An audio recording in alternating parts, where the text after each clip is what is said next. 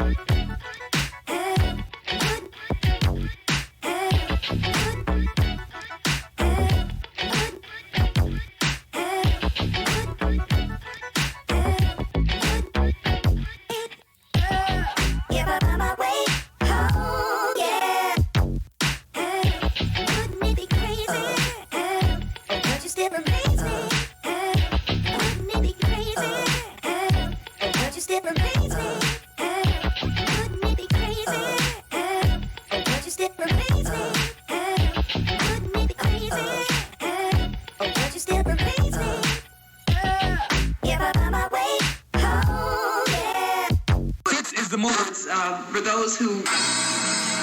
What we do here is go back.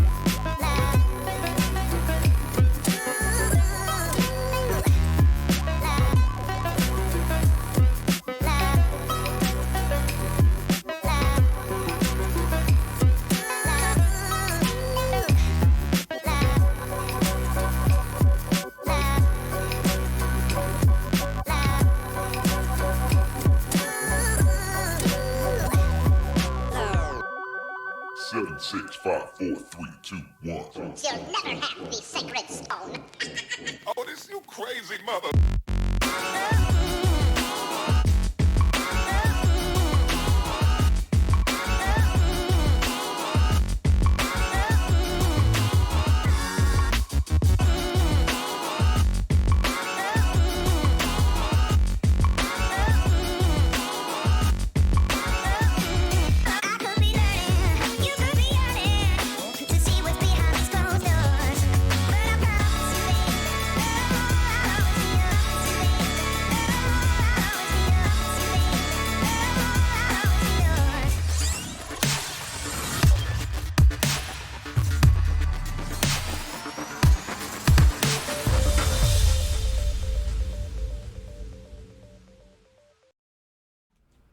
Oh, just let me reintroduce myself. What's up, everyone? Welcome to the Child of Mecha livestream. I am your host, Tim, the one and only Child of Mecha. What's going on, Mecha Army? You know what? We haven't done this in a while. Let's get you one of these. Oh, what? And it crapped out.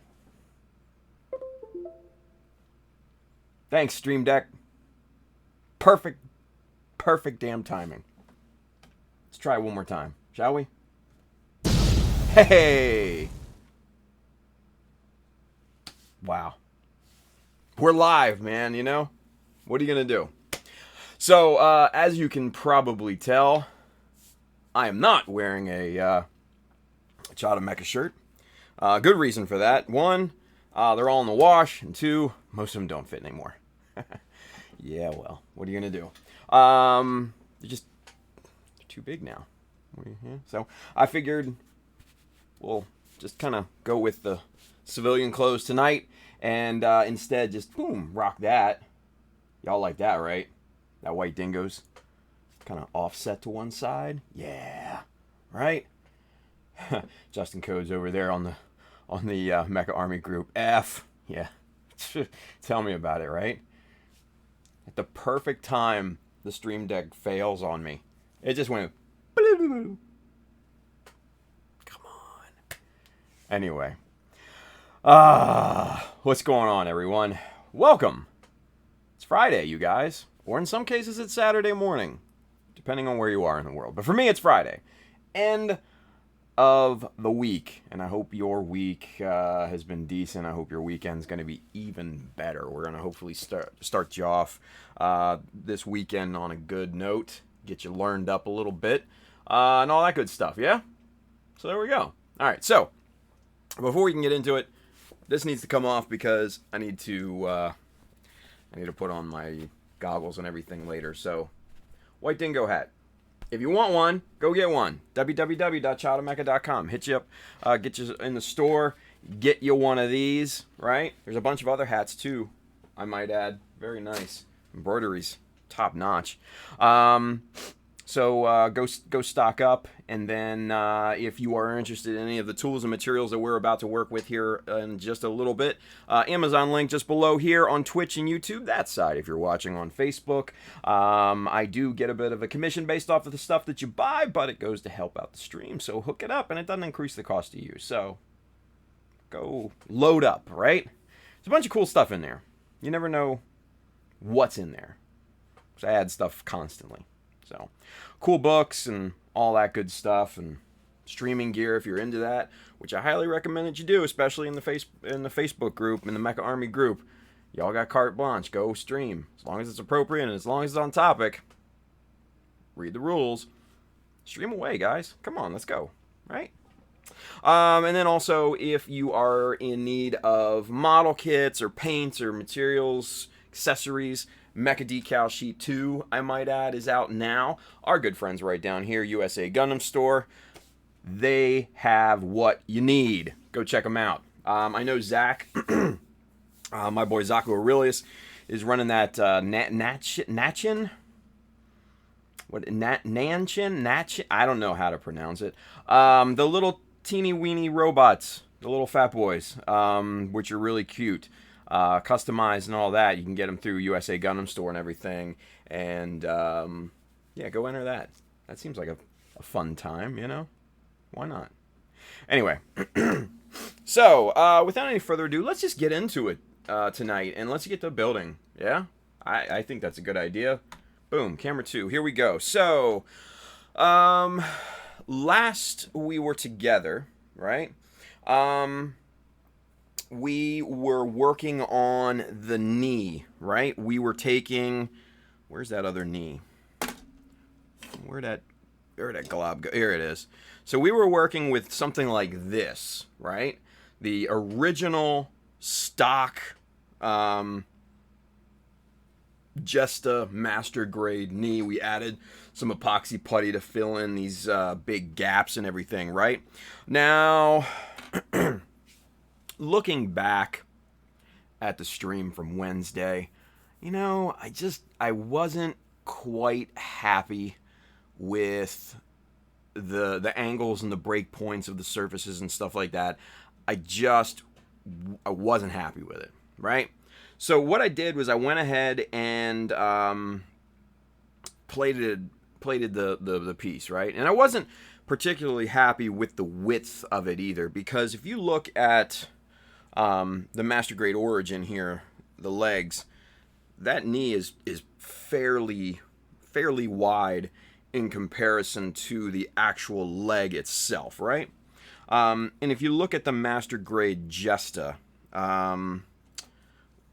with where'd that piece go? I just had it. Here we go. With this piece, the knee is kind of on the thin side, right? It's a little anemic, yeah? So what I did, I went ahead and plated this up with plastic sheet and everything like that, and fine-tuned it and got it to a point where I'm pretty happy with it at this point. It still needs some detailing and stuff, but in terms of overall shape, I'm pretty happy with it. So there's what we've got. Obviously, plated up pretty substantially at this point, right? We've got this nice beefy kind of bar down here, a la the Verka, right? Because if you look at the or version KA for you sticklers, so if you look at the box art right there, kind of this middle bar deal right here, right? That's what I was trying to recreate. And then you've got these two vents on the side. I'm going to skip those, and I'm going to tell you why here in a few seconds. Because on the Jesta itself, you've already got these two vents down here on either side, and I really like those details, right? I really, really, really like those, and I'm not going to get rid of them or modify them in any way or anything like that. We're going to keep those as is. So that's going to basically become our version of those side vents, right? But we put the bar on there, and that looks really, really quite nice, and just really overall solid. It's got some nice heft to it now, but it's not too beefy, right? Excuse me. I like the angles. All the break points are very, very clean at this point. Let's take this off of here, and I'll kind of show you. Try to get the shadows going here. You can see right there along the shadows the break point on those surfaces, right? Now, where's my little pointer? Jeez, this desk is such a mess, you guys. It's crazy right now, right? We got the nice break points. This is all one continuous surface now. There's the back side of it. And I had to do a lot of plating. Here it is right here. I had to do a lot of plating on this. So let's get you super zoomed in so we can kind of take you through step by step a little bit, and kind of what we did with this since we were together on Wednesday. Jason Codes over there in the Mecha Army Facebook group, the Nanshin contest. I wanted to do that, but they're sold out. Bummies. Yeah, because they sold out super quick once Zach announced his contest. But I know that Adam is working hard to get those back in stock pretty quickly. So keep checking, I would say, Justin, because they're definitely gonna move, right? Adam moves product like crazy. So yeah. It comes in, it goes out. It comes in, it goes out. It's nuts. It's super nuts. Anyway. All right. Let's see. Let's get you super zoomed in here. Let's get that window pulled up here. Let's get your box going. Let's get you 5x zoom. And let's get our windows pulled back open. Here we go. And... all right, so let's take this kind of step by step here real quick, right? So first things first, I had to, because if you look at the shape of this, now this is nice and squared. Obviously, it's got some nice bevels around the top, and I'll show you how to do that here in just a few seconds, because I've got a trick on how to get perfect bevels every single time. It's easier than you think. Trust me on this. Trust me. Anyway, and Zach Lothamar on YouTube, he says Zach did extend the entry time since they sold out. So there we go. That's awesome. Accommodations everywhere, right? So Justin Codes, if you're still watching over there on the Mecha Army Facebook group, represent. You got an extension because they sold out. Yeah, nice. Hey, Sorvon Zero's over there on Twitch holding it down for our Twitchy people. What's going on, Sorvon? He says, okay, I showed up just in time for the bevel trick. We're going to show you that here in a few minutes, Sorvon. Don't worry. We're just kind of running through the plating schema for this knee, right? So, first things first is I plated the... the other knee, and this is I know I'm kind of jumping back and forth here, but I know Kenneth Sim commented on Wednesday when we were going through this. He said, "Why don't you resin cast it?" Damn you, Kenneth, because the more and more I thought about it, and the more work I put into this knee, the more it made sense just to resin cast it. So I've got silicone rubber ordered up. That's coming Monday. I checked my resin that I still have a little bit of. It's fine. It works. There's 0 water penetration at this point, so that's a good thing. So, yes, I'll be resin casting the knee, and then I'll also probably be resin casting the upper arm piece, because we're going to do something different with that too, and I'll show you that here in a little bit. But here's the stock knee. So what I did, since this surface here is lower than this surface, I had to put in a 1/4 millimeter plate to bring those even, right? Now, the problem with this knee is that it has a slight curve, right? That sucks when you're trying to get a nice, flat, even plane. So what I had to do was I had to grind the hell out of that to make this nice and dead flat. So I had to file that down and then plate that back up with, I think it was a 3/4 millimeter plastic sheet on top of this. Same thing on this side, but we had to reinforce the corners with some plastic sheet first, and then fill in the gaps with a little bit of super glue. That's what you see up here, just to kind of fill that out, right? To fill all of that space in to make that a solid unit. And then you see another the other plate of 3/4 millimeter plate right in there. So that brings this whole side flat. This is only 1/2 millimeter, simply because I wanted it to taper down a little bit harder, and I wanted that break point to be just a little bit more dramatic at that point. So I think we've got that taper. We've got this nice kind of shape this way going into the leg, right? And I think it just looks really good. Tapered down here at the bottom, filled all that in. We had to backfill these spaces back here a little bit to bring that knee part, kind of back into the leg assembly and fill in those gaps and everything. And the gaps are just nice and tight. Look at that. That is really, really good. Really, really good looking. So that's kind of what we did with this whole piece, and you can kind of see everything that went into it here. A bunch of work. I spent a few hours after the stream on Wednesday kind of getting everything into this, right? And adding all of the sheets and sanding it and filing it and grinding it down.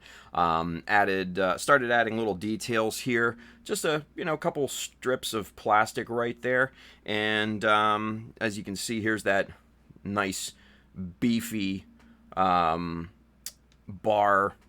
detail down here. Beveled this with that beveling trick I'm going to show you here in just a few minutes, right? And then strapped that down this way. You can kind of see the faint line right there between the two. So put this bar in first, beveled it this way so it was completely flat like that, right? And then dropped another bar in here, and then just sanded those all together, and just made it look really, really nice. And then, as you can see, super clean bevels all the way around right there, right? So there you go. So that's the update as far as the knee goes. But we've done some other things since last time we were together. I'm going to show you that here in just a few seconds. But Sorvan says we're probably going to need to recast some other parts too. Yeah, no, Sorvan, you're absolutely dead right, man. I'm starting work. This is kind of a super secret project. I'm only showing you guys because I love you. But this big old blob of epoxy putty. That's actually an upper arm piece, right? And I'm gonna write up a full tutorial on how to do this, because what I did, because this is a 2-piece part, but we need to kind of shape it as one. What I did was I put a 1/4 millimeter strip of styrene right in the gap, right?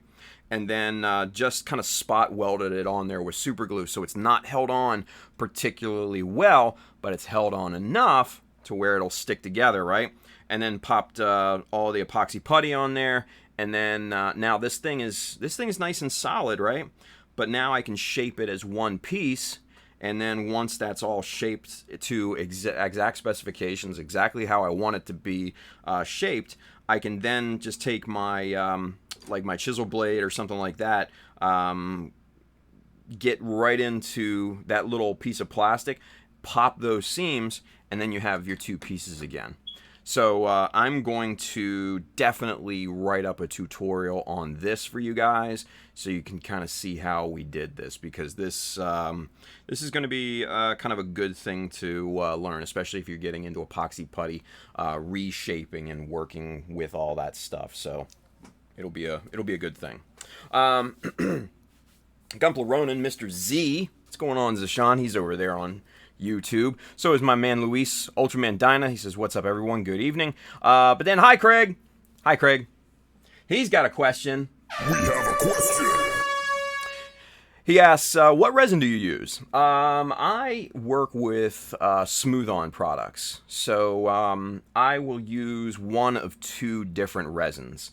And it depends on different factors, right? Number one, it depends on the complexity of the mold. If the mold is very, very complex, I like a slower cure resin. So I usually go for Smooth Cast 322.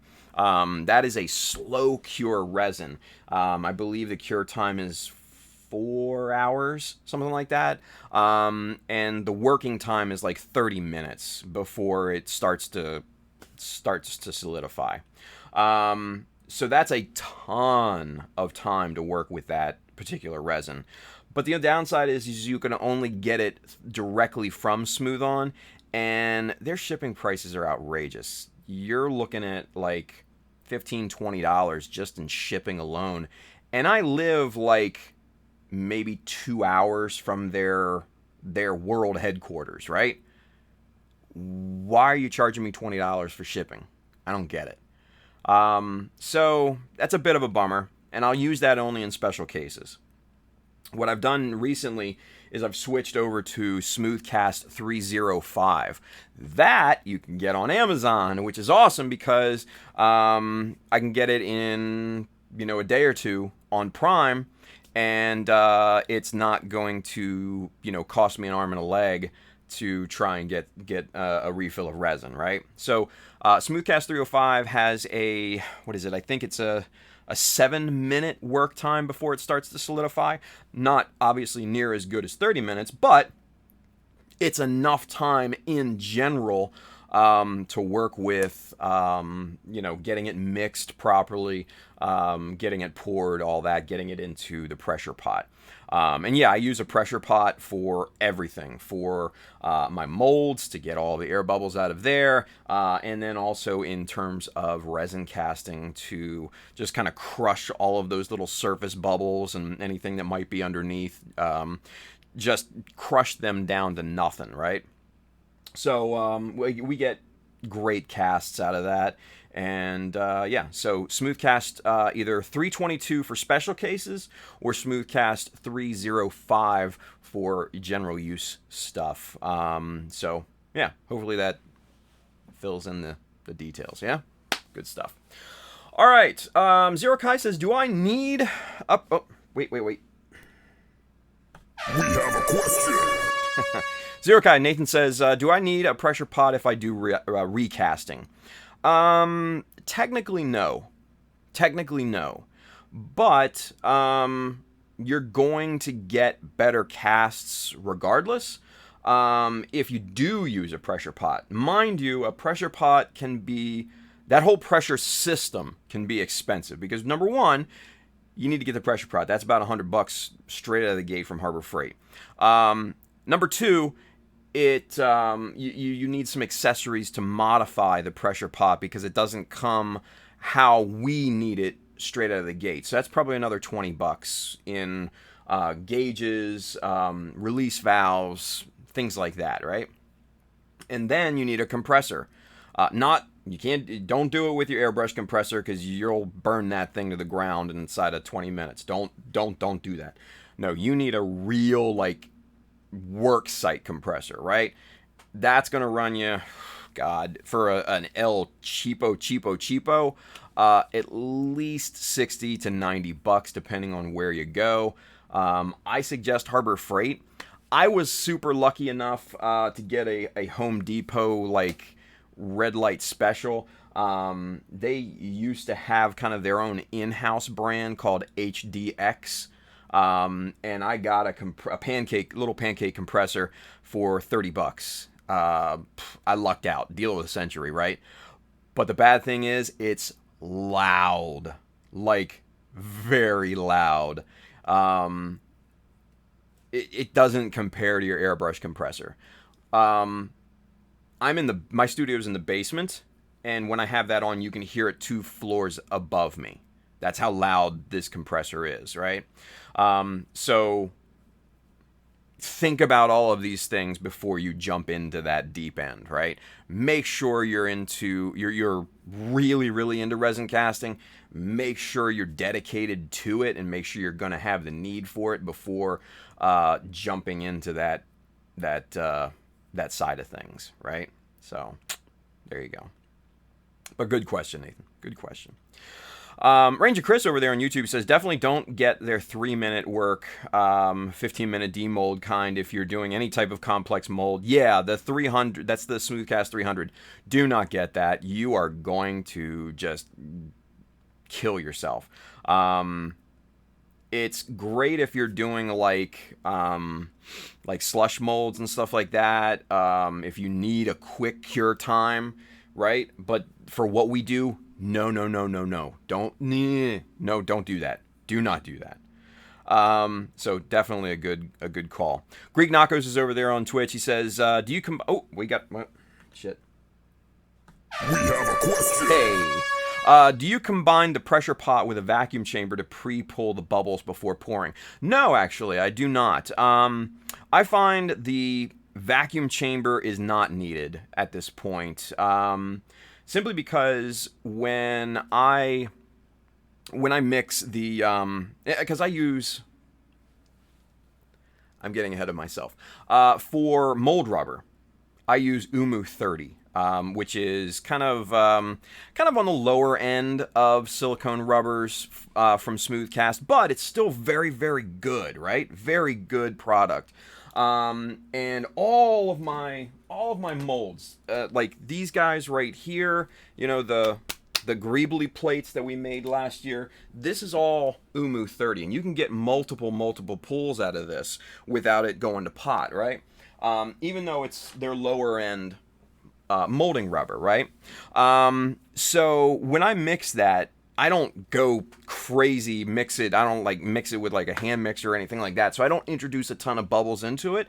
And then when I pour it in very, very a smooth stream in the corner. So the chances of air bubbles getting trapped in there are very, very minimal. And then anything out of that, what I'll do is I'll just kind of tap it on the table, drop it on the table a few times to let all of the air bubbles release from the surface and come to the top of the mold rubber, and then that way they'll escape that way.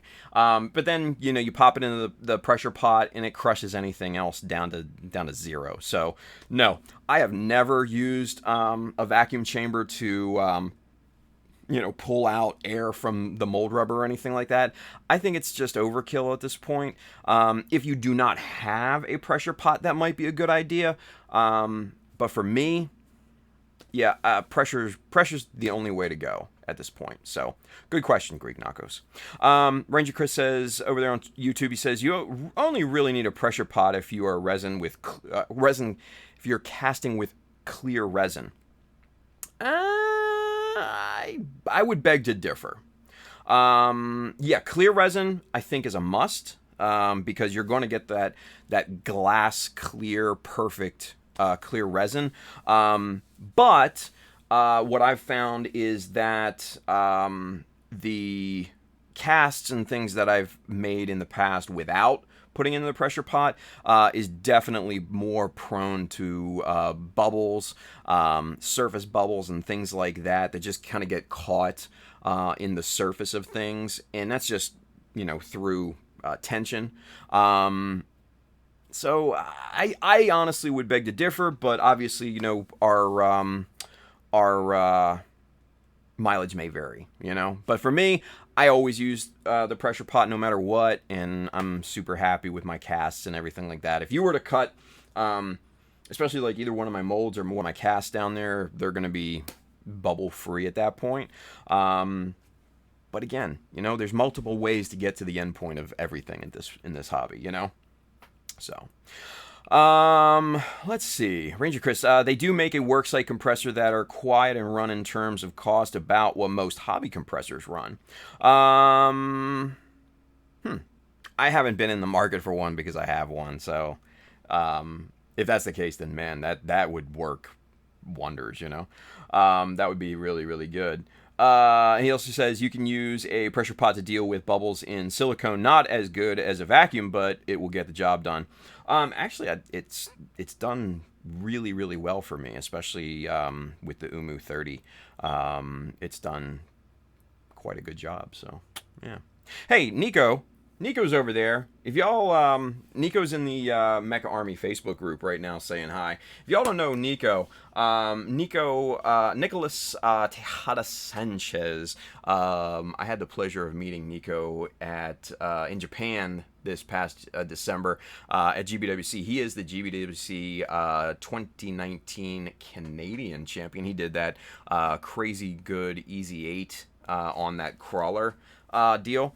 And so wonderful meeting him, hanging out with him and Suzanne, and man, just a good time. What's going on, Nico? Thank you for watching, brother. Appreciate that. Anyway, all right, so that answers the questions and stuff like that. Let's get back to it, shall we? So like I said, there's a couple other things that we were doing, and I'm not gonna. We'll get to the bevel trick here in just a minute. I promise you. I promise you guys. Excuse me. But what I was working on, I was looking at the knee parts here, these bits here, right?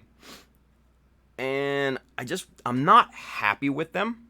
I just don't like the look of them. They're too stock, I like to change shit up. So what I'm gonna do, and what I've already done, is shaved off. Here, let me show you what this looks like without the part on it.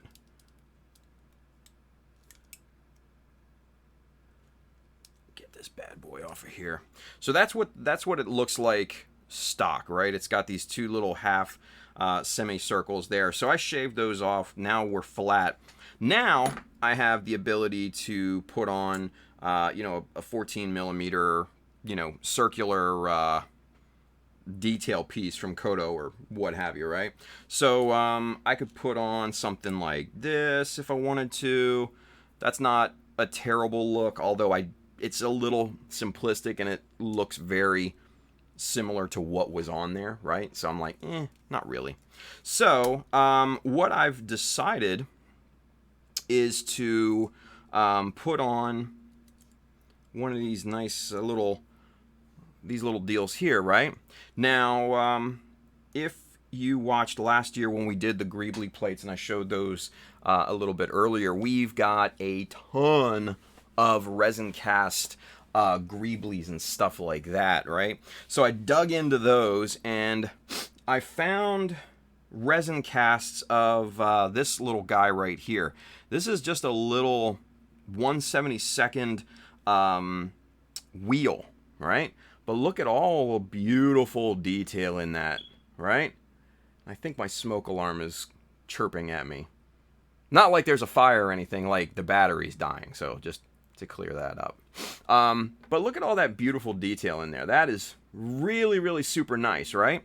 But it's completely too tall to fit in there, right? That's not a good look. So what I had to do, I had to chop it down to size, and then that's gonna go right in there, and that, my friends, is going to be the new little knee feature detail, right? Let's get that back in there so you can kind of get the better effect for it, right? Look at that. How cool is that? Now it's a little shallow, right? It's a little shallow that way. So what I'm going to do is I'm going to extend it. I'm going to glue it on to a 3/4 millimeter sheet, and it's going to raise the height of it. It's going to raise it out by 3/4 millimeters. But I think that's a hell of a good look right there, right? And it fits really nicely. Now, obviously, this is all dry fit, and it's all kind of loosey-goosey right now. You're going to have to get it centered and all that, yeah? So that's looking really, really good. So, anywho, let's see. Nico says, happy to be here learning new stuff. That's awesome, dude. That is so cool. Nico's so great, man. New world, right? New world. Fucking new world. Yes. Love it. Zerokai Nathan says, was his build that beefy Easy A Tim? Yes, it was, and it was awesome. And it was amazing to see it in person. So yeah, go check it out. And Nico posts everywhere. He posts in, the Mecha Army Facebook group, Gunpla Network, It's a Gundam, you name it. He posts everywhere, right? So definitely go hit him up. And go follow him on Instagram as well. If you look up his name through Instagram, you'll definitely find him. He has a very, very, very unique style, heavy weathering, and it's really cool. So go check him out. He's an awesome dude. But yeah, New World. We had this inside joke. New World Gunpla. It's good stuff. Anyway, let's see. Manny MacDio, he's over there. Let's see. Ranger Chris says, yeah, mine makes the exact same annoying chirp. Yeah, it goes off and on here every now and then. So there's no fire. There's no need to worry. It's all good. Anyway, let's see. Aeon Micah, I hope I'm saying that correctly. My friend. Bro, have you seen work from New Graha, Tetsugen 2019-2020 Singapore? Oh my god, yeah. Dude, so let me just kind of digress here for just a few seconds. So, New Graha, gentleman overseas, has created this really kind of amazing new reinterpretation of the new Gundam, and if you haven't seen it, go check it out. I think everyone is kind of reposting it at this point. You can find it pretty much everywhere, but I guess he entered that into the competition they have over in Singapore every year, Tetsugen, which is an amazing looking competition, by the way. So yeah, the reproportioning and the reimagining of the new Gundam with crazy, weird, angled proportions and everything is just mind-blowing. Amazing work. It is wild. So go definitely check it out. So yeah. Really, really good. Let's see. Ranger Chris says, you might try going asymmetric with the inners being one design and the outers being another. Interesting. I don't know. We'll see, right? I don't know. I'm not necessarily inclined to go that direction, so yeah. We'll see. Let's see. Vincent Lewis. Hey, what's up, Vince? He's over there on YouTube. He says, hey, suggestion on air compressor. The Harbor Freight Fortress 1-gallon ultra quiet compressor is pretty good. They're on sale for $109 right now. It's comparable to the California Air Tools compressor. Interesting. Ultra quiet. That might be something I need to invest in. Because that damn thing, even though it was $30, very loud. Very loud, right? Stupid loud. Anyway, Justin Coates, he's over there in the Mecha Army Facebook group. A little off topic, but out of curiosity, what are the rules around option parts and decals for GBWC? Great question. In the U.S., we've kind of returned to normalcy, thankfully. So option parts are pretty much wide open. You can use option parts and everything as long as it is mostly like 80% or so Bandai plastic. So things like Kotobukiya parts, different handsets and stuff like that.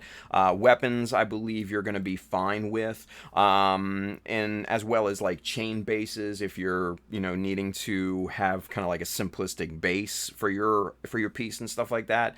Those are all fine. Decals, sky's the limit. Go with what you know. Anything is on the table, especially Mecha Decals. Ha ha ha. Plug. Yeah, those you'll be perfectly fine with. So, great question, Justin. Oh, and I know it's a little late, but We have a question. Nico says New World for sure. There you go. Let's see. Hey, Captain Weirdbeard. What's going on, buddy? It's good, Captain. It's good to make one of these. It's been a while. Yeah, dude, it has, right? Been a few months, dude. Squee, Mr. Christopher Blado. He says, Tim, what do you think about the paint scheme? On news? On news? New Graha's new Gundam? I'm not a fan of the stripes. I'm not.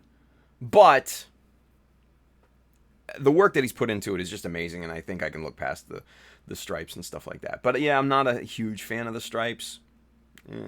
Yeah.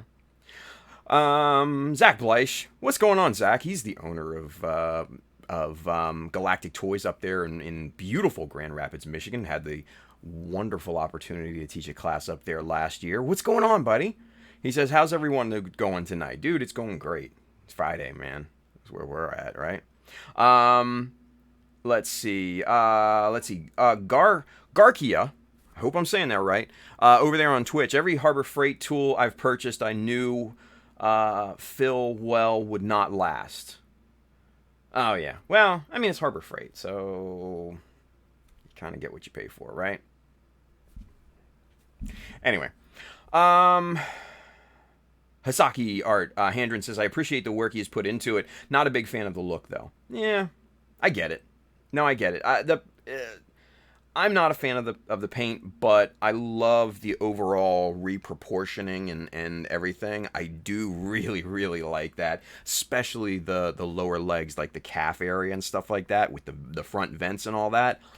Oh, I love that. I do love that. Lil Andrew's over there on YouTube.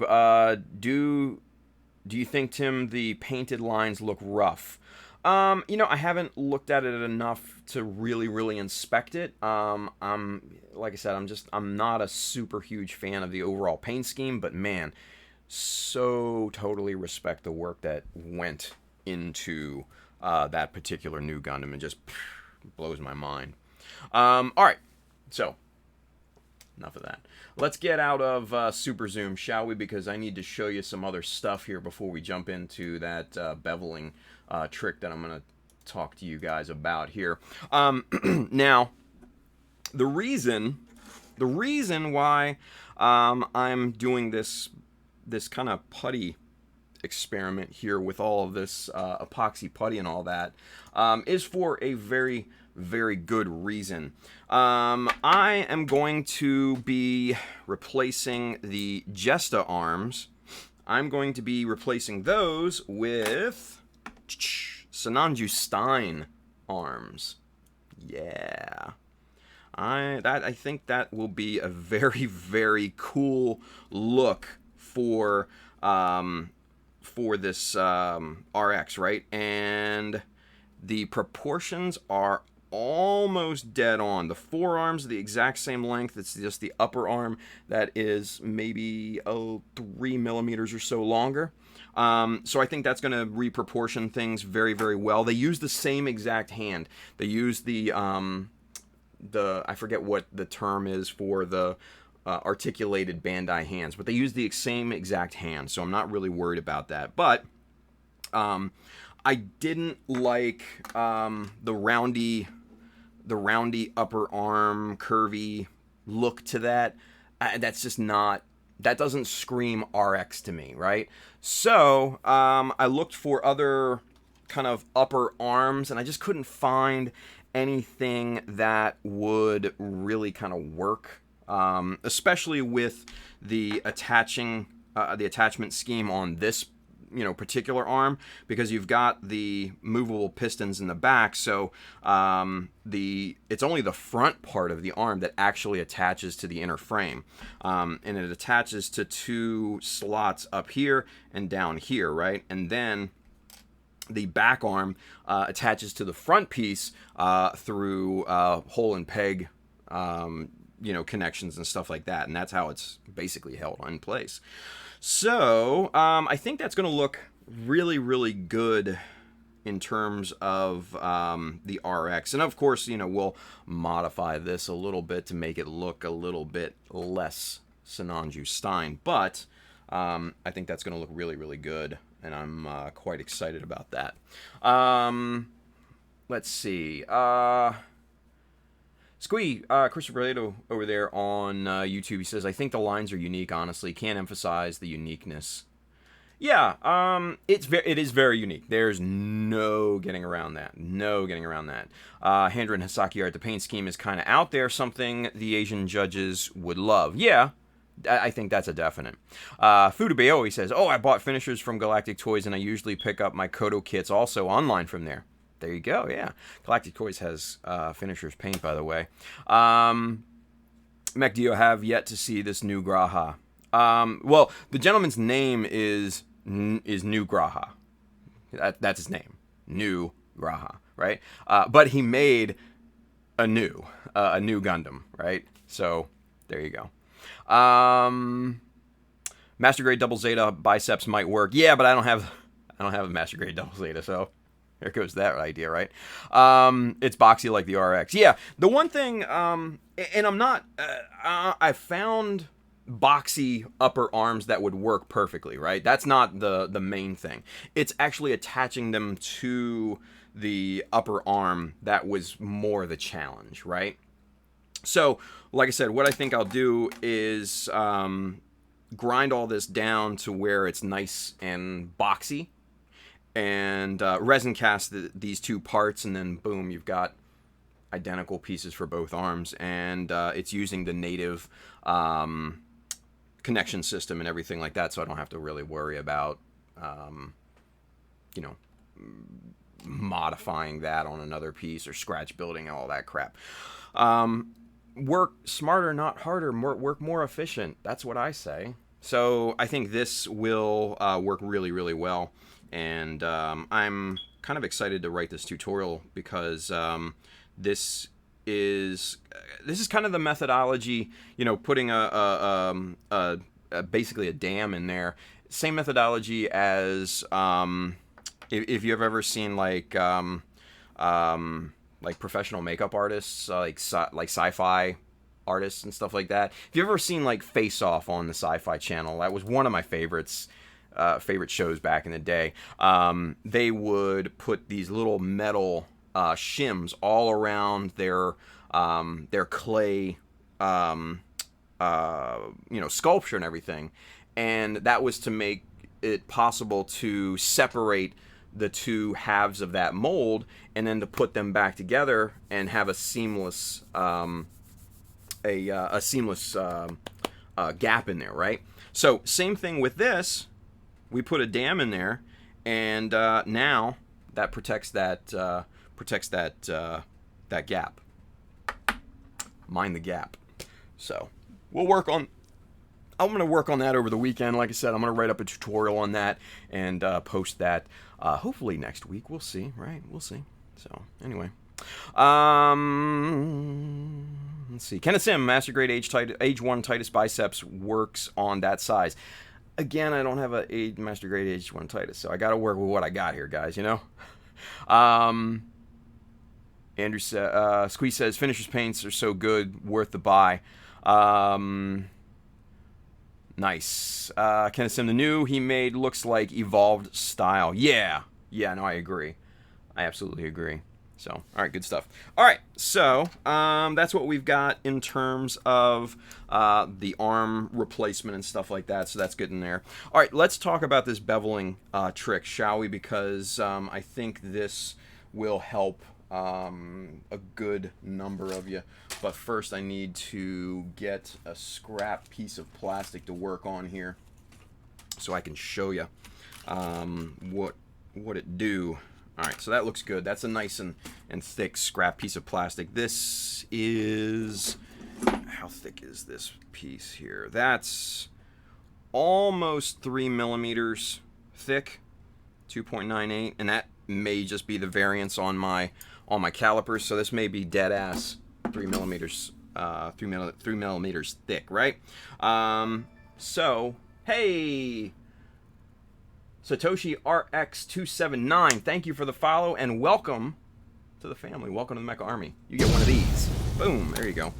All right, so we're going to bevel this edge. Now, first thing is first, I'm going to quickly remove the little burr off of this surface here just to make this nice and flat. When you cut plastic, it tends to, the edge tends to curl up like this after you've cut it, just ever so slightly. So it's important to take either like a straight razor blade or a chisel blade like this and just kind of run it over this surface to kind of deburr that and get that little lip off of there, and you're going to have a nice flat straight corner, right?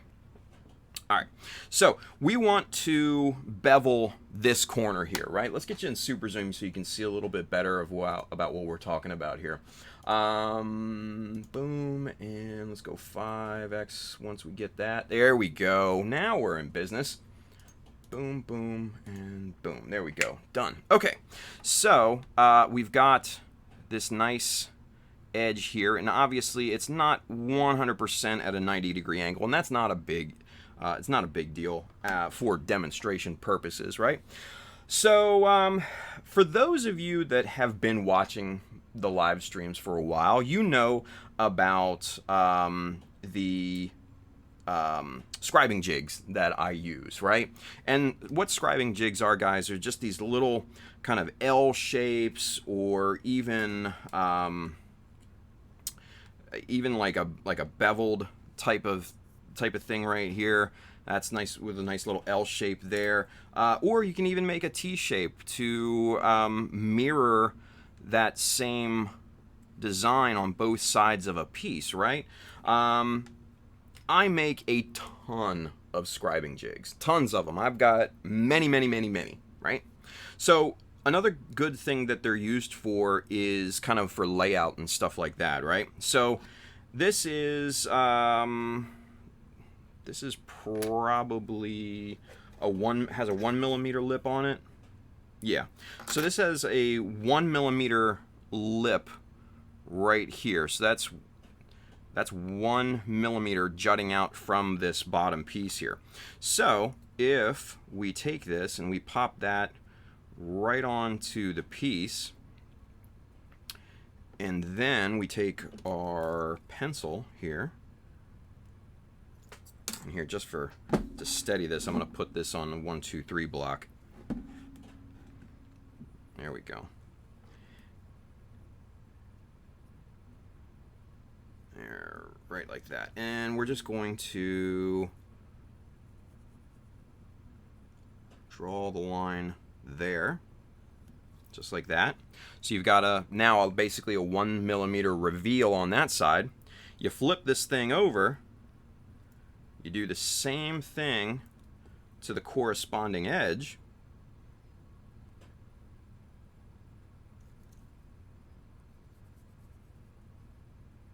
just like that. Now you've got two marks that are the exact same distance from that corner, right? You can kind of see it there. That, if you connect those points, is going to make a nice 45-degree angle, right? So let's do this here real quick. So what I like to do is just get at this thing real quick and remove plastic. So I'll just use my hobby knife and just start to cut in the bevel just with the hobby knife. And you don't want to necessarily go all the way down to the pencil marks straight out of the gate, right? And we're going to stop right there. You just want to start removing plastic. Low-hanging fruit, right?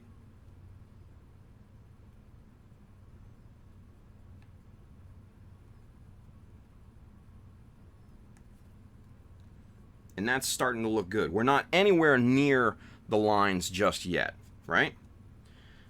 So now we can start to go at this thing and just start to scrape this down and really even this thing out.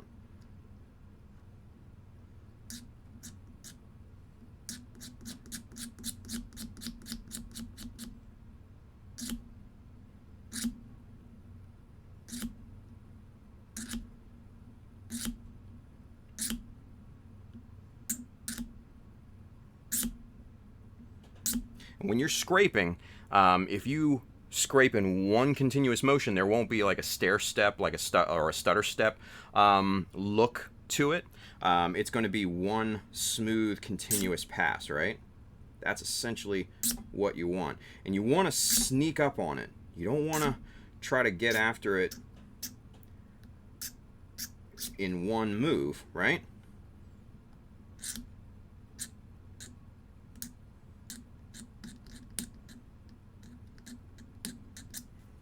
Okay, so that's looking pretty good. Now, that's going to be most of it. So come back with a sanding block and then really fine-tune that, right? And obviously you want to get right there at the proper angle, right?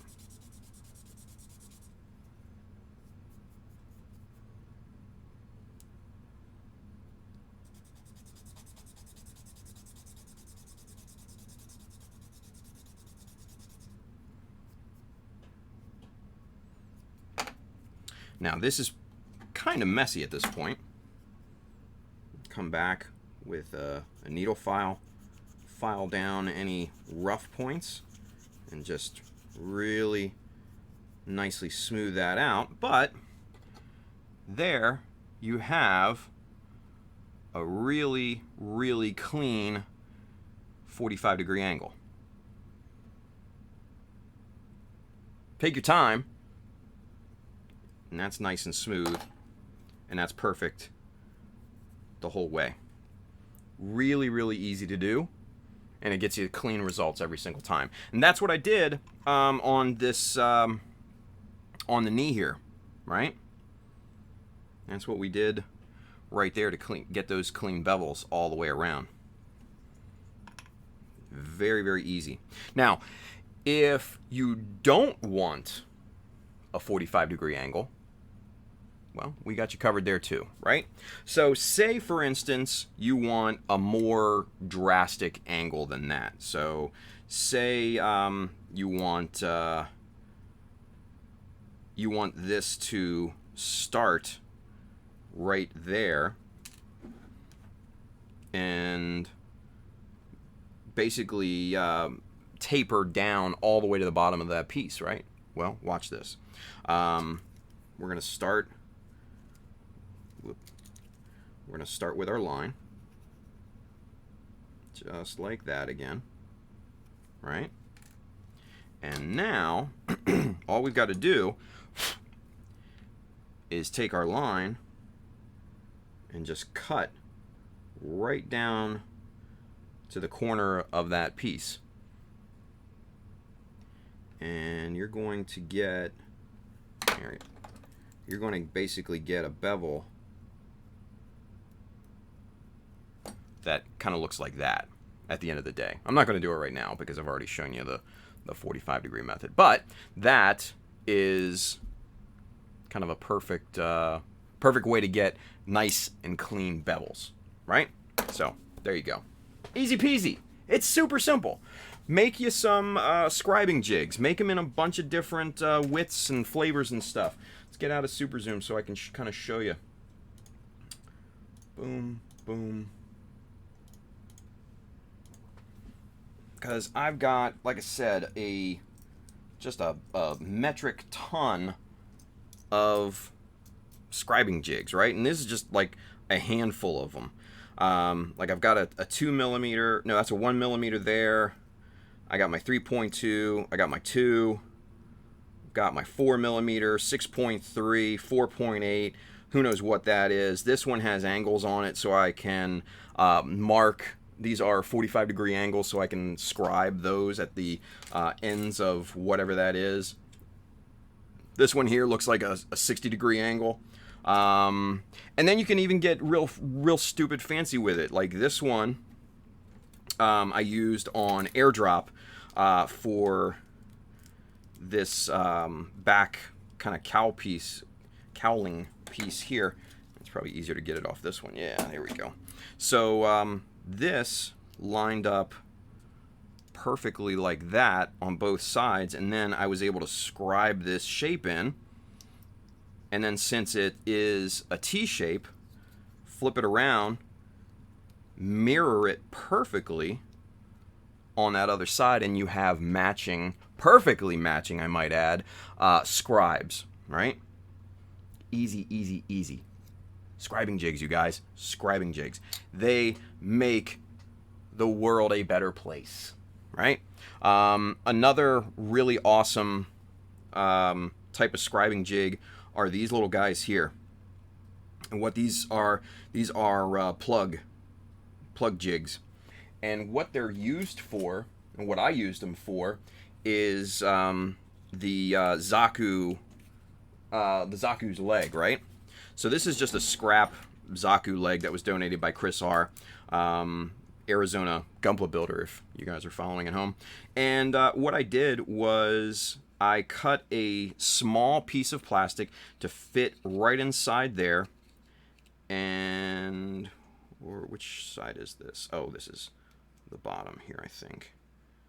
Well, and this is the incorrect leg because I used these are specific for the high mobility. But there, that one right there just plugs right into that hole, and then you can scribe around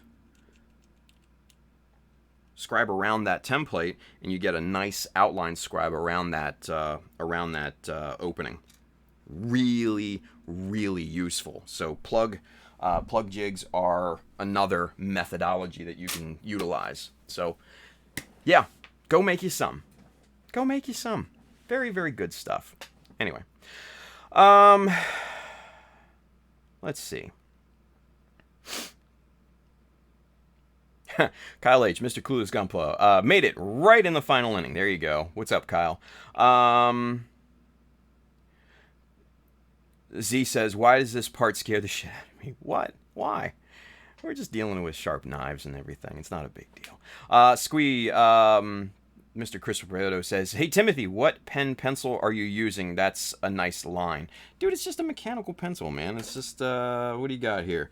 You got a zebra, you got a Jimny pencil. Zebra 0.5, and then I've also got this guy here, this Pentel Side FX 0.5. I don't know, they're just mechanical pencils, dude. There's nothing special about them, nothing at all. Anyway, let's see. Someone need to make those in stainless steel products, dude. Right? If the tooling and everything wasn't so expensive, trust me, we'd probably be already on it. But the grinding and accuracy and everything makes them problematic. Anyway, Kyle says, I remember that jig, the plug. It reduces the flash also. Yeah. So, anyway, very good stuff. Let's quickly hydrate.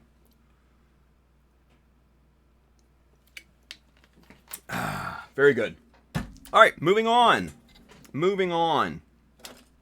So we showed you the updates for the parts and everything like that. We talked about new Grahas, really awesome new and all that good stuff. Showed you the cool little beveling technique. Showed you scribing jigs for the new kids. Hi, new kids.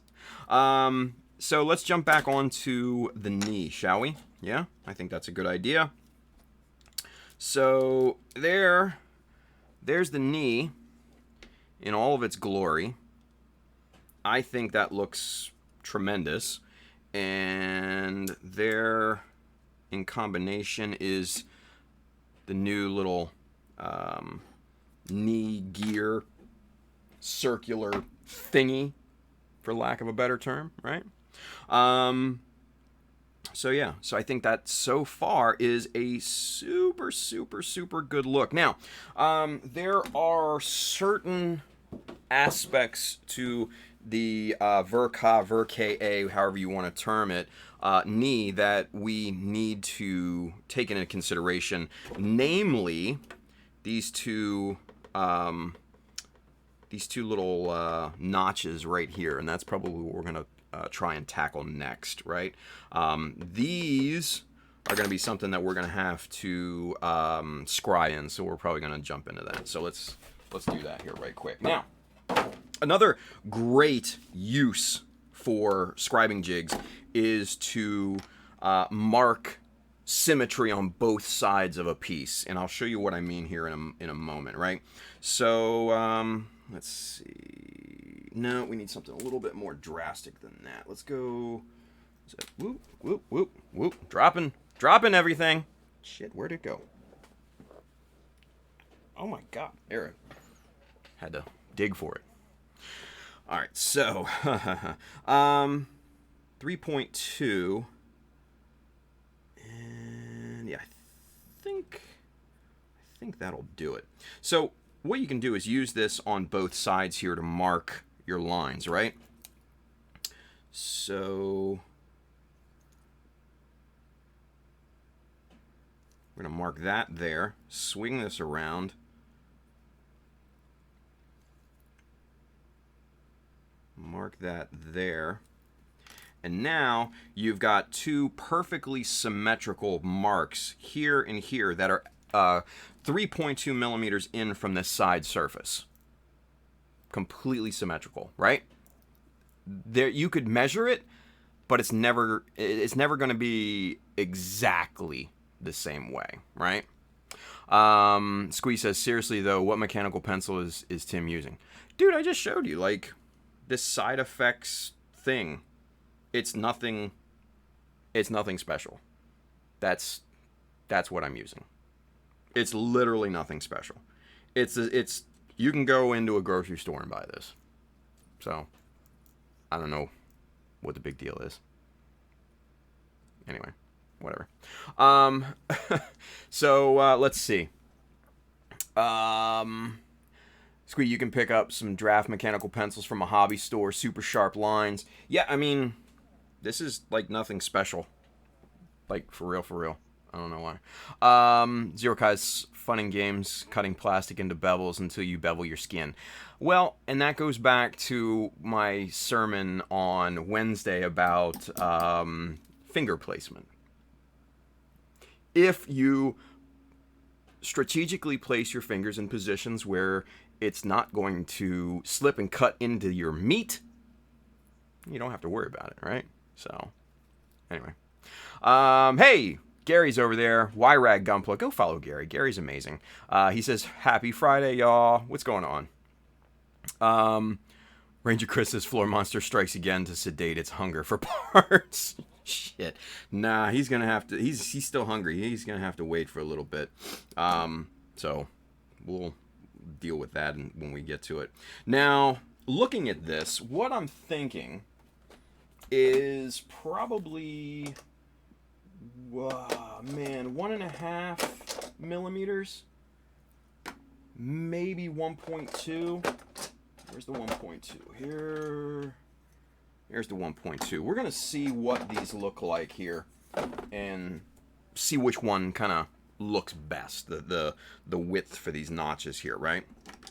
So this, for those of you guys that don't know, this is a BMC chisel. This is my particular chisel of choice. We've done comparisons from BMC to MadWorks.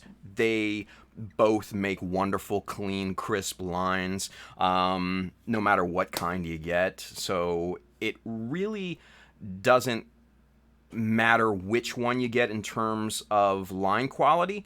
What it comes down to is ergonomics and price, right? And that's going to be the deciding factor. So I did a live stream last year, the Chisel Challenge. I think I marked it as such. Go take a look at that. It's a whole big thing that I compared these, and I compared the blade style MadWorks to the new round bar stock MadWorks, and I even compared them to the backside of an old hobby knife. The lines are completely the same, except for the hobby knife. That was a little sketchy, but still very, very good. Still a great way to start your scribing journey. But in terms of actual chisels, there's no difference in terms of line quality between the MadWorks and the BMCs. There's just really not. And don't let anybody tell you any different, because you can see it. I don't know where the part is that I tested. It's floating in the mess over here somewhere. But if we really zoomed in like 10x super zoom, there's seriously no difference between the line quality. So, yeah. Anyway, but is, like I said, what it comes down to is ergonomics, convenience, and price, right? The BMCs, definitely a higher price, but there's more material to the chisels, thus, you know, the reason for the higher price. Now, they have their own handles and everything, and you do have to buy those separately. So again, an added cost to an already fairly expensive chisel. But the positive for the BMCs is that, number one, it has good ergonomics, right? I love kind of the shape of this and how it feels in my hand. And with this cap, you have a built-in storage system to protect your chisels, right? And what I always say, chisel discipline. Put the cap back on your chisels. Save your investment, right? With the MadWorks, you don't necessarily get that. You get packaging that you can yank out the blade or the round bar and put that back into. But then every time you want to swap in a chisel, you have to kind of go through the whole process of, taking out of the package, putting into the handle and all that. It saves time just by doing that, in my opinion. But the MadWorks are a lot less, I wouldn't say a lot less expensive, but moderately less expensive than BMCs. So if price is your number one concern, I would say go with MadWorks. If convenience, speed, ergonomics are more something that you're concerned with, I would say then probably go with BMC. But you know what, to each their own, and y'all make the call.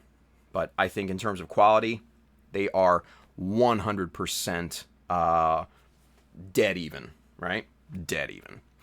So Zach Bleich, that was a great video, Tim. Thank you, Zach. Appreciate that, buddy. And Zach was nice enough to send us the round bar and blade chisels, and also, where is that handle? That sweet MadWorks handle here for that accommodates both. So thank you again, Zach. I do actually use these, especially this guy here. I put in the little spinny chisel thingies.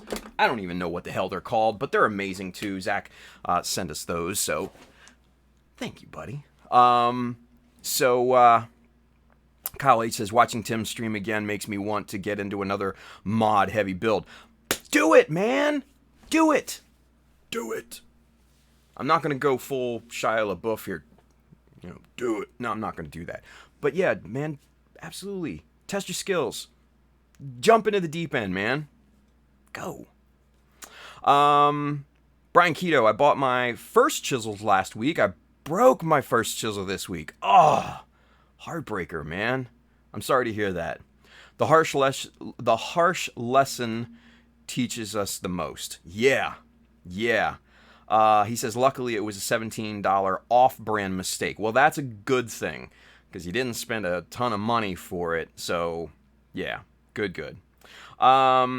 Squeeze says, Tim, I replied that second time like 20 minutes before you read it the first. Yeah, well, I'm trying to keep up not only with the chat, Chris, I'm trying to maintain a decent show here as well. So, what are you going to do? Hi, Craig. He says, if anyone's interested, I have a 3D printed Madworks chisel tip holder for your desk. Look at that. Nice. Zach Blake says, that is great, man. I need to send you more stuff soon. What? Word. I'm down for it. The spin blades. Yeah. Dude, those have become seriously one of my favorite kind of accessory tools. And for those of you that don't know, it's these guys here. These are the Neuron Madworks. I think they're by Madworks. I don't know. Neuron spinny chisel thingies. And what you do is you put these into like a pin vise, like one of these nice little Zona pin vices, and that fits right in there. And you drill just a teeny tiny hole, and it makes these wonderful, super nice little flat bottom holes right there. And in my opinion, you could drop a ton of money for the God Hand spinny chisels. I think these work better than those things. So yeah, and they work. Like Zach said, they work in the this nifty Madworks handle here too, because they pop right in there. And see, this accepts not only the round bar stock, but it also accepts the blade style stock as well. So very nice handle, very hefty. It's got weight to it. It's nice. Anyway, Gumpa Roman Kyle, go crazy. Zeshan says, go crazy. You know what you get when you do. Damn right. Drew Ermax over there on Facebook. What's going on, Drew? Learned a lot. Thank you, man. Appreciate that. Thank you for being around. Thank you for watching, man. Awesome of you. Let's see. Gary says, like I always say, noise. Yes, he does, ladies and gents. Let's see. Zach, they should work with the Madworks handles too. Yeah. Zero Kai says, I have the God Hand spin blades. Wow. There's nothing wrong with that. Don't get me wrong. They probably make wonderful, flat bottom, holes and everything. But you do get a limited amount with these. Holy Nikes. These go from 1.4 millimeters. And this is the beveled kind. They make just like the non-beveled as well. These go from 1.4 to 3 millimeters wide. So really cool stuff. I love those things, by the way. Let's see. Ernesto, Earn the Fern. What's going on? Mr. Gumpla 305. Earn. He's over there on YouTube. He says, Mr. Tim, what up, baddie? What's going on, dude?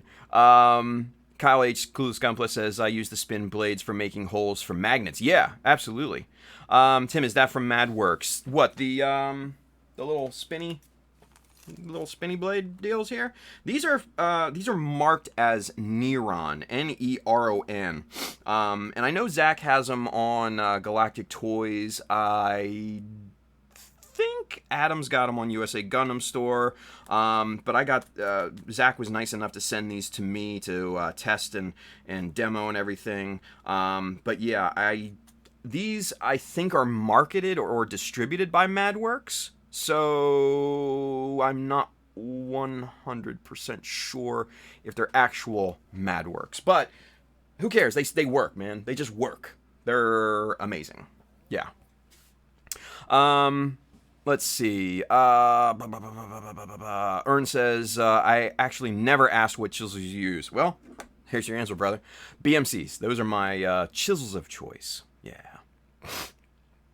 Let's see. But very interested in seeing what you're using at the moment. Yeah, absolutely. BMCs. BMCs.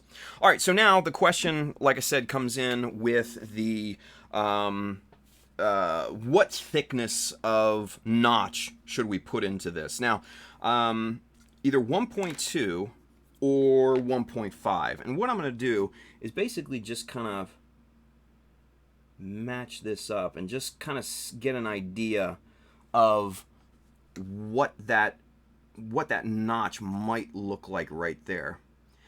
And I think it needs to be in just I think it needs to come in just a little bit more. So what I'm going to do is I'm going to grab my 4mm scribing jig here, and I'm going to make a mark on that and see what that looks like. Now that's almost a millimeter in on both sides. That may be a little too much, right?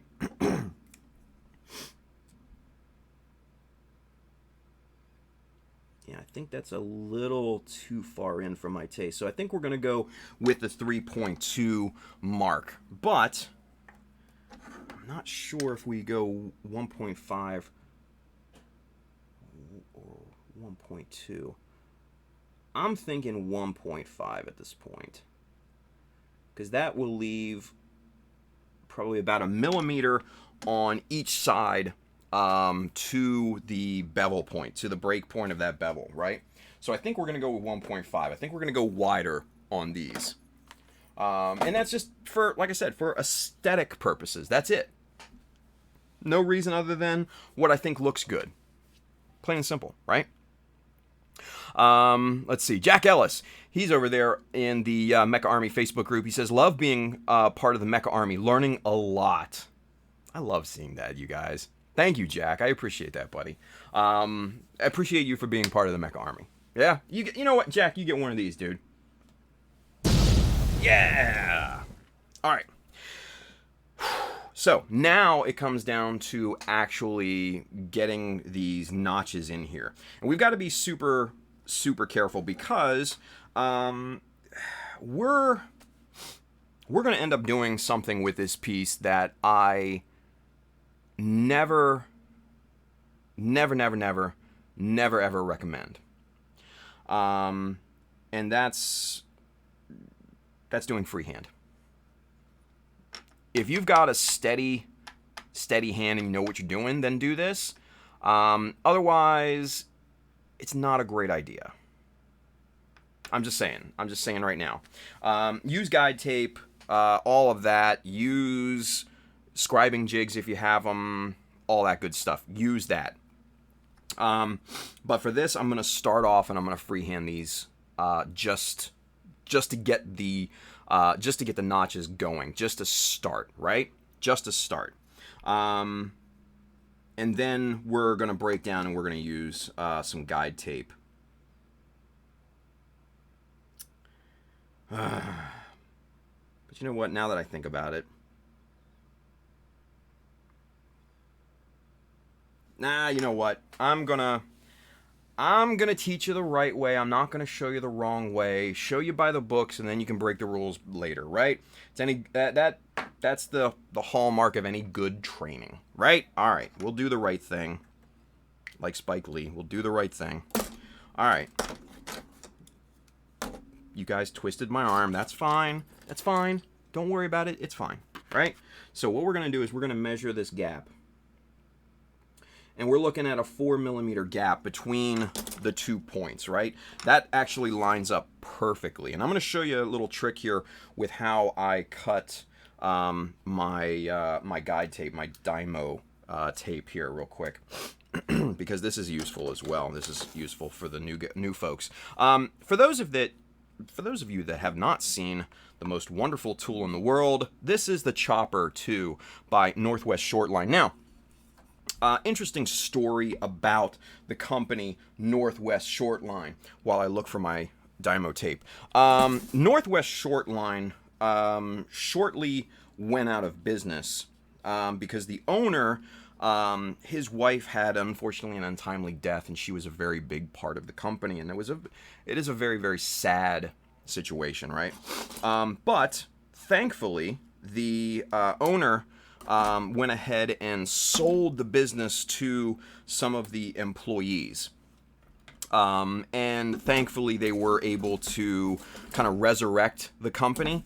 But there was a significant gap between production. So they are kind of ramping their production lines back up at this point. So the Chopper 2, unfortunately, as of right this second, is somewhat hard to find. And if you do find it, it's about at a premium price. Normally this tool right here goes for, you can get it from anywhere between 45 and 55 bucks usually online and stuff, depending on where you live in the world, obviously. Over here in the States, it's a bit cheaper simply because it's an American product, and if you have to get it overseas, unfortunately, there's import costs and middleman fees and all that good stuff that we're sick and tired of, right? So, this is an amazing tool. I love this thing. I use this practically every time I sit down to the bench. It's almost like my Optivisors. I use it that much, right? Once they ramp up production, let's, get you one of these. Amazing, amazing tool. There's nothing quite like it in terms of productivity, accuracy, all that good stuff, right? So, good stuff. Yeah, good stuff. Let's see. Kyle H says, "Are you going square notch or trapezoid like the Verka?" No, I'm going square. I really am not a fan of the trapezoid shape. It just doesn't really serve much of a purpose. I just like the more square look anyway, so yeah.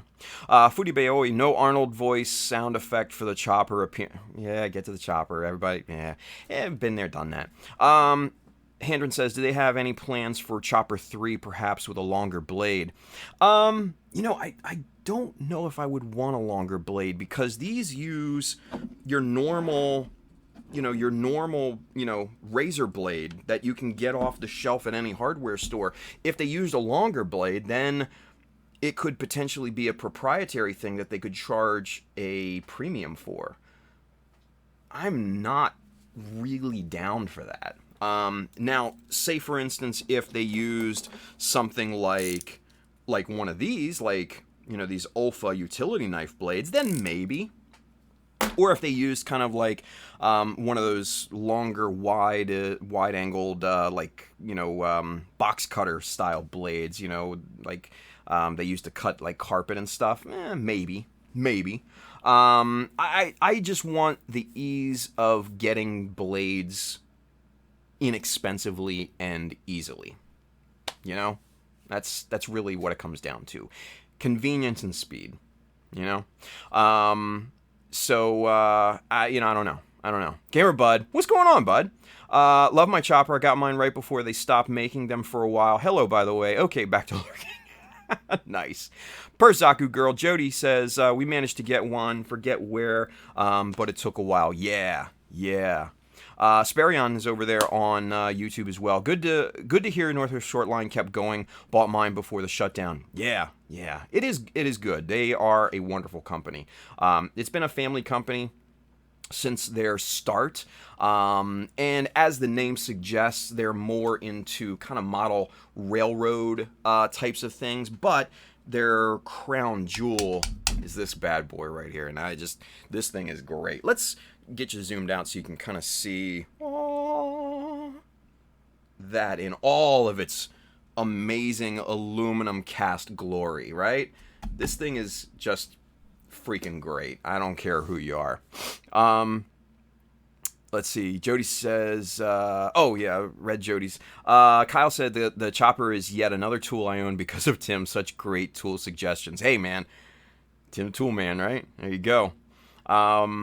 And you know what? We're going to start something in the Mecha Army Facebook group as well. And we're going to make it kind of a regular type of thing, like a regular scheduled, like a weekly post type of deal. And I hope to either start those next week or the week after. And we're going to have kind of weekly kind of group posts for people to participate in and stuff like that. And one of them, what I want to do is kind of like a tool style post and suggest different tools and stuff that I use, because I've used honestly, I use a lot of unique tools here in some cases, and you know, a lot of people get really, really good you know, suggestions from those, and a lot of people get a lot of great use out of them too. So we're going to start that up in the Mecha Army Facebook group. So if you're not a member, you know what to do.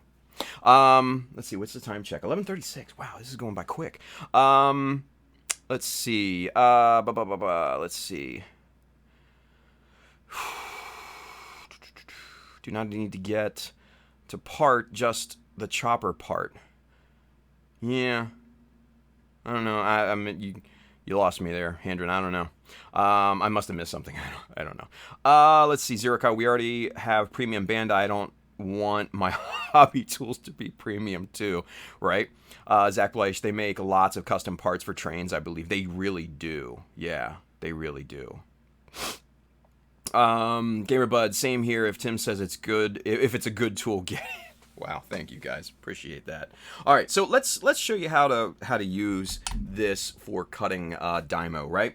So, like I said before, the gap between the two marks was 4 millimeters. So what we're gonna do, we have the luxury of having, you know, evergreen plastic strips, and this right here, obviously, is my styrene stock of choice, right? Evergreen scale models. You can go onto their website and order direct from them.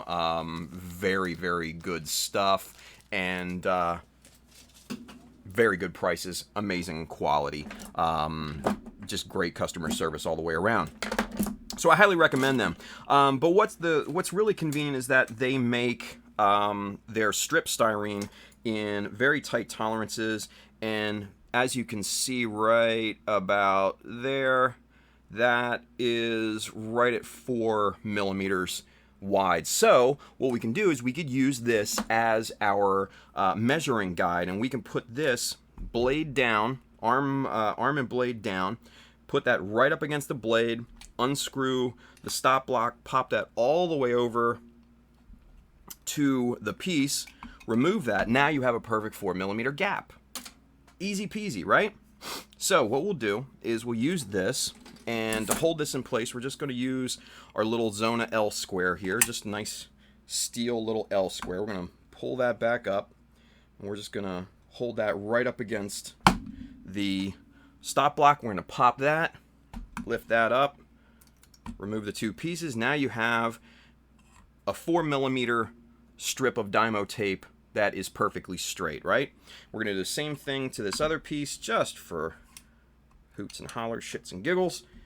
Pop that, and you're going to get two perfectly measured 4 millimeter strips, and then you got a little left over here on the blade that you just want to remove so it doesn't inhibit anything there. It's like a 1 millimeter strip. I mean, you could save that by all means.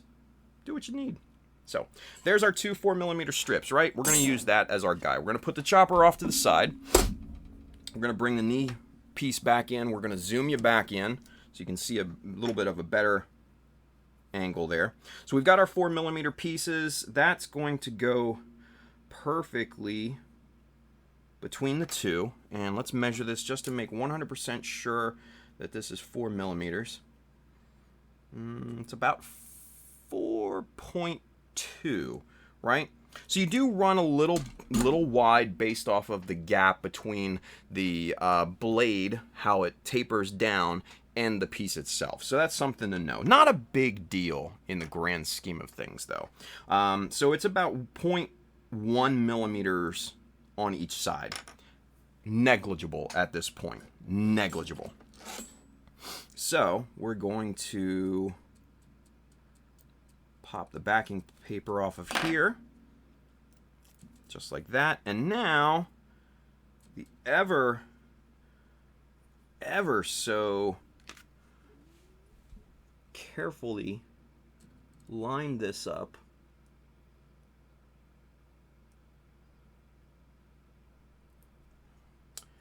Right there. And let's check our... Right there. Good. And then we just kind of follow the contour down. And there we go. Now, we've got that applied. Now, the big thing here is measuring.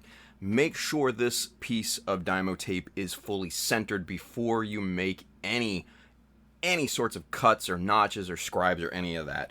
Because you can measure more than once, you can't necessarily cut more than once. 3 millimeters on that side to the bevel, and 3 millimeters on that side to the bevel. So that, my friends, is perfectly centered. We are in good shape. About 1.75 to the break.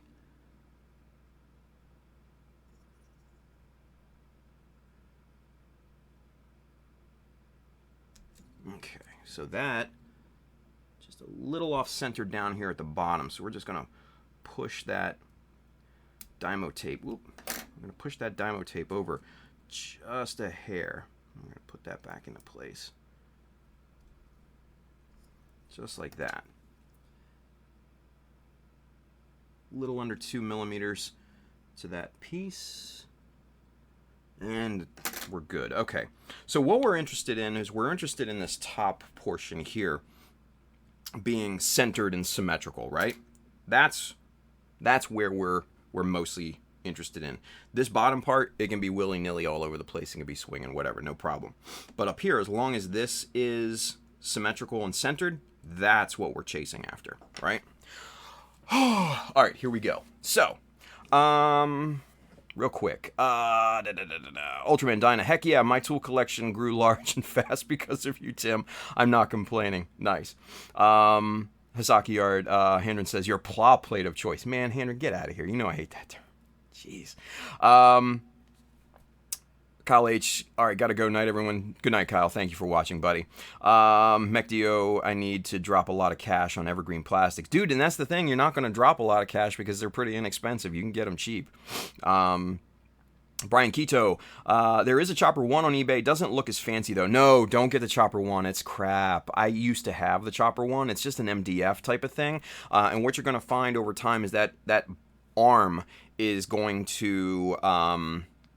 get loose, and it's gonna, basically it's gonna start to wiggle on you, and that's you're never gonna get square cuts and everything like that. So, Chopper 1, I would not suggest it. McDeo says, where can I get a mini T-square and square ruler tools? Okay, so the Zona L square you can get on Amazon. I do have the link. I have that link in my Amazon page. You can get something like this, the General Metal Protractor. That's, again, in the Amazon link. But this little guy right here, my pride and joy, this is by Wave. And it has a bigger brother. I like the smaller one. I like the bigger one for obviously larger cuts and stuff like that. They both have their uses, but I find I use this smaller guy a lot more. This is a bit harder to find. You're going to have to go overseas for something like this, and thankfully Wave makes them, and now Mr. Hobby makes their own version of this, which is basically the same thing, just marketed as Mr. Hobby.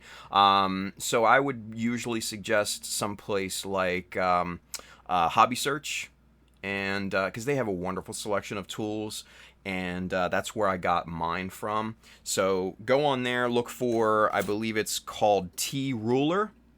Yeah, that's what I would look for. but that's where I got mine from. So fortunately, I don't sell them here in the States, especially on Amazon, or else I'd mark it up for you. Let's see. Whew. Lots of questions tonight. Brandon, what's going on, Brandon? Brandon5269, he's over there on YouTube, and he's got a question. We have a question. Hey. He says, the belt feed system I'm working on, I need to cut about 100 pieces of evergreen rectangular tube. How do you recommend doing that? With a miter box, dude. That's probably what I would use and saw it down. This is just a little hobby miter box that I got at a craft store one year, like many years ago, and as you can see, it's kind of beat up and old and ugly looking. It's got, you know, resin and glue marks and epoxy putty marks and even just old masking tape and everything. But something like this is probably going to be what you need, because if it's tube, you can't necessarily cut that very cleanly on the chopper, because it's going to crush it. So you want to saw that. That's going to avoid the compression of that tube, right? So that's what I would do. I would get you a cheap little miter box like that and go to work. So, yep, there you go. All right, let's get to scribing. All right, 1.5, here we go. Let's start in this, yeah? Now, since this is a 1.5, this is a beefy chisel, you guys. I am probably going to start by pulling. There's two methodologies, pulling and pushing. For hobby chisels, you want to avoid the push method. For wood chisels and larger chisels, that's fine because they have heft to them. They have structural rigidity.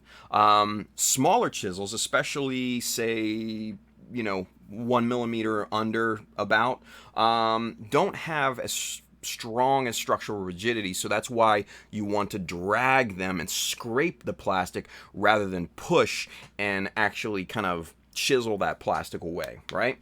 Now for wider widths of hobby chisels, you know, 1 millimeter and up, you run that risk a lot less, but you do still have to be careful, right? So we're gonna actually do that here. We're going to start off with the pull method, but then we're going to break into pushing, right?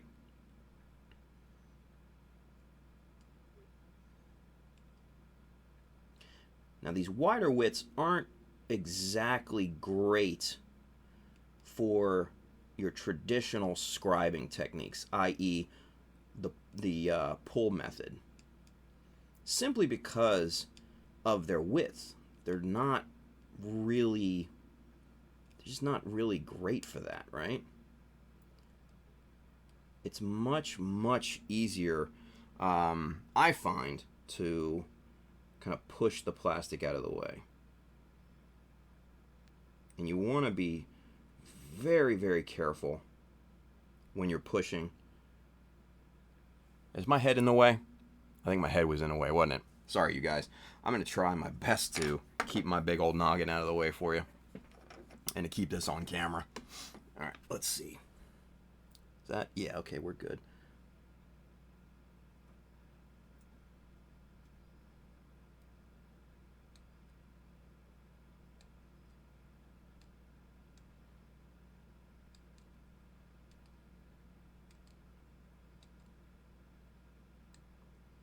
And the biggest obstacle to a good notch is getting that bottom part of the notch nice and square.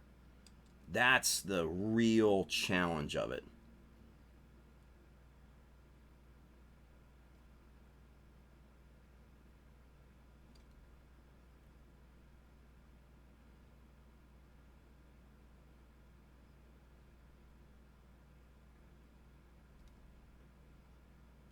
You basically want to go back and forth, push to pull to clear out that material.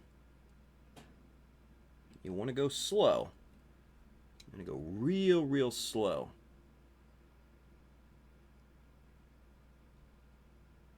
Because especially since we've got differing densities in this piece up here because we've got a mix of plastic and we've got a mix of super glue in here. We've got slightly different densities. And what that means is that you're going to run into harder material, and then you're going to transition into much softer material. So your chisel can move much quicker through that softer material, and if you're not really careful, if you're not taking your time and taking it slow, then you could blow out the entire notch and make a mess of it, and you're screwed. So take it slow. Take your time, right? Take your time. Let's see. Good, good, good. All right, my head's not in the way. And like I said, go back and forth, push to pull, push to pull.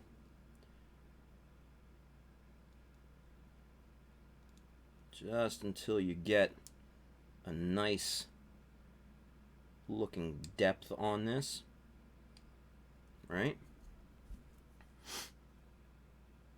Yeah. That looks good. All right, let's get you super zoomed in because I know it's hard to see at this particular level of magnification, right?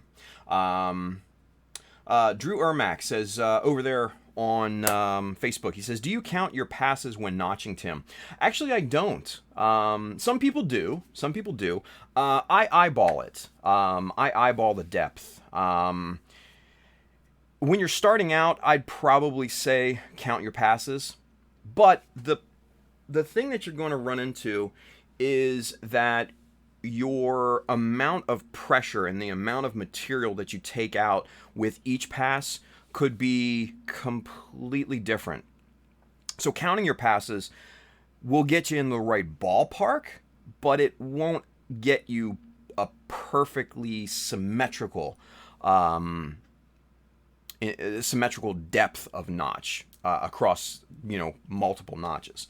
So that's why I always eyeball it, right? But like I said, when you're first starting out, it's probably a better idea to do it that way. But once you get used to it and once you get accustomed to viewing that depth, especially through these things, you're going to get a better feel of how symmetrical those notches are going to be, right? So, and if they're not right next to each other, it's not as big a deal. So say if for instance we have a notch on this side of the leg and then a notch on this side of the leg, right? If those aren't perfectly symmetrical in terms of depth, it's not nearly as big of a deal. So yeah, that's very good thought. Very good thought, Drew. But let's get you zoomed in here so you can kind of see what we did, right? Let's get your box and bang on. Here we go. All right, so with this piece being all white plastic, it's hard to see, in terms of contrast, what we did here. But we're going to try our best to show you. Let's see if we can't get you in the shadows here. Well, see right there, you can kind of see a little bit. It's still very hard, but let's see if we can't work like this. See, is that even in focus? I don't even know. Doesn't look like it. Yeah. All right.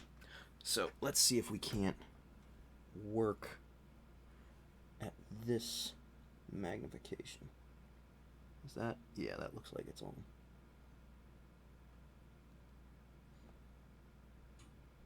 So there we're pushing into the material, and we're just getting little shavings every single time we push in, right? And then we go back right up to where we started, and we pull those shavings out, just like that with the pull method, right? And what we do is we square that end up, and that's going to be just very, very smooth, right?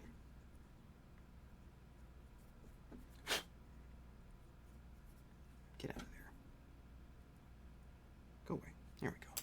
All right, let's see if we can't get you zoomed in a little bit more, shall we? Let's see if we can go 10x. Oh! Yeah, and this, mind you, at 10x, the video is super choppy, you guys. So it's not you, it's me, right? But there, you can kind of tell where that notch is. Right there, right? It's right there. Now I don't want to take the, I don't know, obviously I'm not going to take the tape off right now, but that's where, right there, that's where that notch is. Let's see if we can get you in the shadows or something. It's really hard. The contrast is difficult to see on camera because of the lights and everything like that. I wonder if we turn off. Oh, see, there we go. I just turned off one light, and you can kind of see that kind of brought the shadows into this thing a little bit better, right? But there it is. Yeah. Yeah, the video on this here, on this, it's super laggy when it's zoomed in at 10x, right? It just is what it is. But that better demonstrates how we how that notch looks. And the problem that we're also running into in terms of the video is that there is, you can see a little bit right there, that little corner right there, that is super glue that we kind of dug into. So one of those things, right? Let's see. Yeah, see, there we go. I basically casting a shadow onto this thing with my hand here, and you can kind of see that notch in there now, just a little bit. Very fuzzy, not the greatest of video feeds, but it is what it is, right? So let's get back out to 1x, and let's get that out of the way. Let's get our windows pulled back up, and let's get this light back on, because I can't see squat without that. All right, so now what we've got here, we've got three surfaces, right? We've got the front, we've got the top, and then we've got the bevel. And that's why we wrapped this piece of Dymo tape all the way around, is so that we could wrap the notch all the way around as well, right? So now what we're going to do is we're going to move on to the bevel itself here. And we're going to start by just dragging that a little.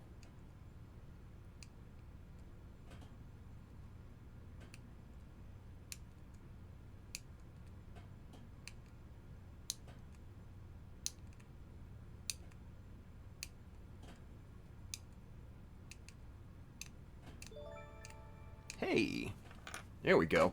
Hey, low-key corruption. Thank you for the follow. Appreciate that. Welcome to the family. Welcome to the Mecha Army. You get one of these. Boom! Here you go. Thank you for your follow. Appreciate that. Awesome stuff. Fudube always says, dirty tactics. Yeah, well, lag switch. Yeah, online gaming joke. Yeah. No, I get it. But the video was super laggy, though, so what are you going to do, right? So, anywho. So now what we're doing here is we are dragging this transition up on to the bevel, just to start to get the lines and everything there. And now we're going to follow that. We're going to push into that material. We're going to start adding depth to this surface.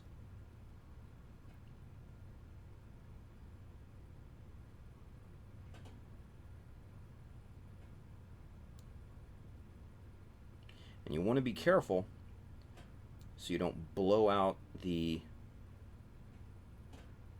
front portion of this particular notch, because you could easily do that.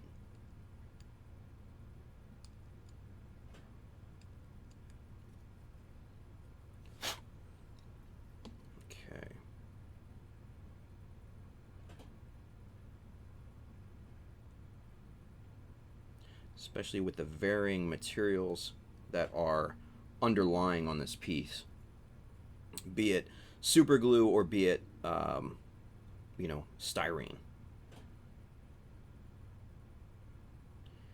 And you want to try to follow the contour of that bevel, right? You want to match that angle as closely as you possibly can, because that's going to be very, very important.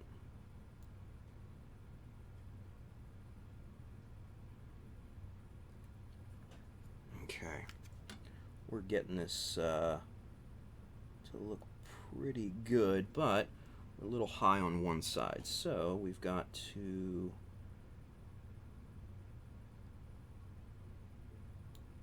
compensate our push here.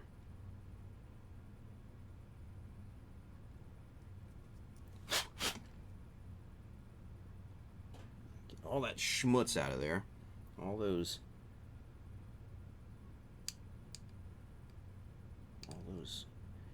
shavings and everything.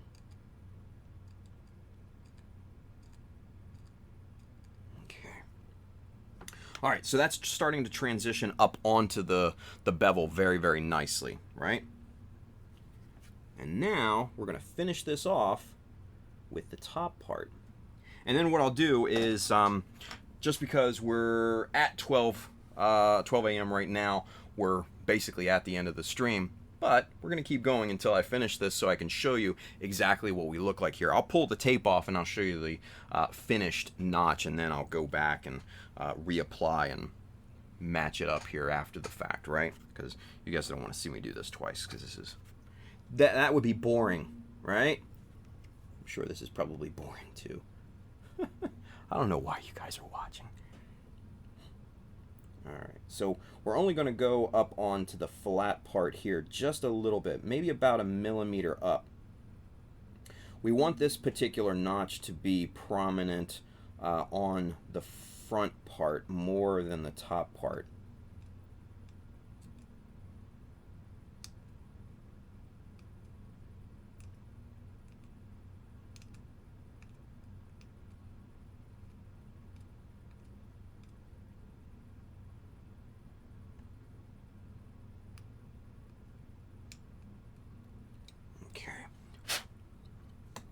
Now we've got that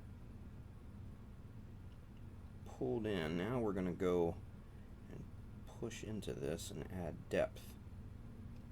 Okay. That, I think we went a little bit too hard in the paint on that first push. So we're going to scale it back a little bit, and we're going to a little bit less of a shaving off of there, right? But this is shaping up pretty good. I'm liking how this is going so far. You want to make sure everything's nice and square. That's the most important thing with notches, right? Especially super big notches like this. This is 1.5 millimeters wide.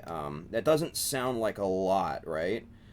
In terms of real world measurements and everything, but in terms of scale, this is a very, very large type of detail.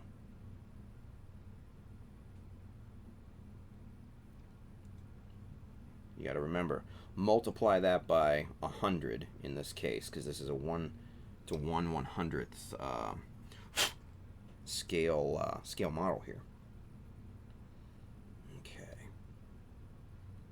That's looking really, really close. I think we just need to clean this up and make sure our levels are good. Right there. I think that probably did the trick. Let's clean that out. Make sure our surfaces are nice and level. Yep, that's square. Sweet. All right, so we're pretty much done with this notch. Just get out the little shards and everything. Let's pull this tape off here. Let's see how we're looking. Ooh yeah, that's a pretty sexy look. I'm not gonna lie. But now that the tape is off, I see that this is not 100% square up at the top. It's angled a bit, so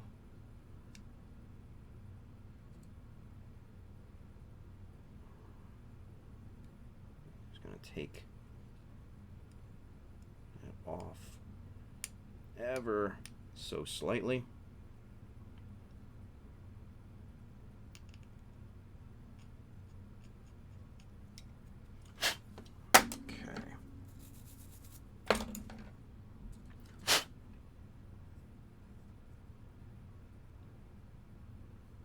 Nice and square. Looks good. Okay, so let's get you super zoomed in, and we'll get to this here. Whew, boy, oh boy. Let's see. Justin Code says, "Yas, long stream for the win," right? Nice. Brandon5269 says, "Using Tamiya quick type for the first time, at least." First time in depth right now. Really like the feel of it. Dude, use water on your fingers so it doesn't get all sticky and everything. Trust me, it makes a world of difference. That water's going to dry up. It's not going to inhibit anything. I get my fingers very, very wet and work with this. And as you can see, this worked out perfectly. There's no binding issues or any adhesion issues or anything like that. It just works perfectly. So good stuff though. Cullen Barr, those cuticles though. Well, yeah, dude. Shut up, Cullen. You jerk. All right, let's get you super zoomed in so you can see what this thing looks like. Yeah, 5x. Let's get it in camera. Ugh, God, that contrast is terrible. All right. Anyway, let's see. Ooh, look at that. There's that nice cast shadow right there. You can see how nice and square that is. Let's see. Let's give it a good old test. Nope, that's too big. Let's give it a good old square test. We got a nice. We got our what is that? Our scribing jig here. What is that? Let's see. 3.2. Let's go 4. Where's the 4? Is that the 4? No, 3.2 is going to be the way. This is the way. Anyway. Alright, so you can see there how, and let's turn that light off there so we can get a little bit more contrast. You can see how nicely square the edge of the notch there is to the line. And now what I've got here is this scribing jig, and it's bumped up right against the edge of the piece. So in terms of the piece itself, it is nice and squared and just looking really, really good.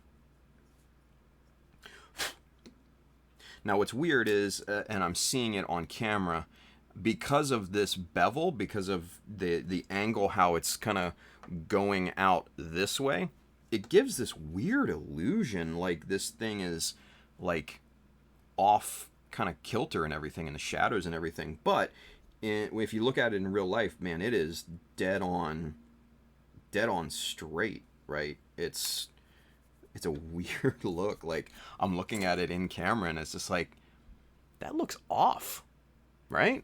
I don't know. What does it look like to you guys?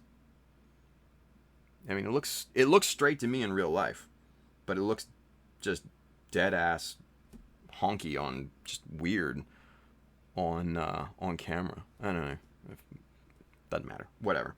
Once this is cast up, then you'll be able to see it. But that's a good start, right? And there's all kinds of little crud getting in there and dust and all that. But there it is. There's that notch, right? Looking pretty nice, if I do say so. Yeah. See, there you can see a little bit of the depth right there. I might go back and kind of remove some more material on that bevel part there, because I feel like that's a little shallow compared to the rest of them. But anyway, that's what it looked like. That's what it do. Good stuff. All right, let's finish this out. let's get some. Get caught up with the comments, shall we? Brandon says that's what I'm doing right now. Even got my little spatula while pressing it in. Nice, good. Brandon, you're doing good, man. I love that. Manny McDeo says I cannot find the Tamiya epoxy putty for the life of me, and I need it. Zach can't find Tamiya specifically epoxy kind of basic type. Zach, he's looking for the quick type. The green box. This stuff. I think Zach has that in stock, don't you, Zach? I think so. I'm not sure. Anyway, let's see. Brandon says Manny McDeo found it on a website called Hobby King. It's an RC hobby site, but found the small 25-gram boxes for around $2. That's not a bad price for the smaller ones. So that basically equates to about 10 for 100 grams. That's pretty decent. That's not bad. Let's see. Gumpler Ronan Z said, man, I can find it locally. I got you. You got the hookup. Hendren says, get you the Wave one. The same thing, if not better. Wave's epoxy putty. I've not tried Waves. On a recommendation from my friend Dan Salas, who is one of those Gundam guys, and Dan is a wonderful modeler, great friend, and he posted these guys here, and these are by Mr. Hobby, right? And I have not tried these yet, so I can't say, I can't speak on the quality of these just yet. These are epoxy putty. There's 2-part epoxy putty, just like Tamiya Quick Type. But you've got the Pro L and you've got the Pro H version. The Pro L stands for light. The H stands for heavy. This is your normal weight. This is heavier. This is your lighter weight, which obviously, as the name implies, lighter, right? So from what I've come to understand is that these are quote-unquote easier to sand. Now, if you watched me last year, previous to this year, I've gone on kind of tangents about how good the Tamiya epoxy quick type is, right? And we did sanding tests and polishing tests and stuff, and we almost got that to almost a mirror-like finish, right? Very, very incredibly smooth. Transitions are just perfect between the epoxy putty and the plastic. So I'm interested to try this. And like Hendren had suggested, the Wave. I have not tried the Wave stuff either. So there's all of those. Options out there, right? Let's see. Flynnberger, Craig Flynn, very late, but sup, gang? What's going on, Flynn? Thank you for coming in. Appreciate that, buddy. Jack Ellis over there in the Mech Army Facebook group. He's got a question. We have a question. He says, I have Milliput. How is it to use? Milliput, I've got Milliput around here somewhere. I don't use it anymore. I used it in the very, very, very beginning, when I didn't really know much about epoxy putty and I was just kind of feeling my way through. In terms of density and hardness and everything, it's not great compared to, say, the Tamiya Quick Type. I like that just the best. It's amazing. But the one good thing about Milliput that I find is that you can make what's called a slurry out of it, right? You can mix small amounts of Milliput with a significant amount of water and get kind of like almost a paste kind of consistency. And you can spread that super thin, and as that dries, that thinness just kind of stays there, and the hardness is very, well, I shouldn't say very good, but pretty damn good, right? So that's a plus, actually, for Milliput, because you can't really do the same thing with a Tamiya quick type, but it's situational at best. So I do have that. I don't even know if it's still good. Let's put it that way. But it's over here, kind of in this shelving unit over there somewhere. I don't even have a clue where it is, to be honest with you. So, Ultraman Dyna, I've been wanting to know how good those were. Yeah. Zach Blash says, I have the white putty and basic type at the moment online. Have quick type in store, need to restock. Yeah, quick type's the way to go, guys. Tamiya makes a smooth type. I'm not jazzed on that smooth type because it takes longer to cure, about 24 hours, which is just a killer. And it's softer. It's kind of like, it's a weird consistency. It's almost rubbery. And I'm not a fan of it, right? I like the quick type. It cures in about 6 to 8 hours, depending on your mix ratio and everything. And it just, the overall hardness is really, really good, and I'm comfortable with it, and I like reshaping with it and all that good stuff, obviously, throughout this entire process. So yeah, there you go. That's my particular epoxy putty of choice. So go with what you know, right? There you go. Let's see.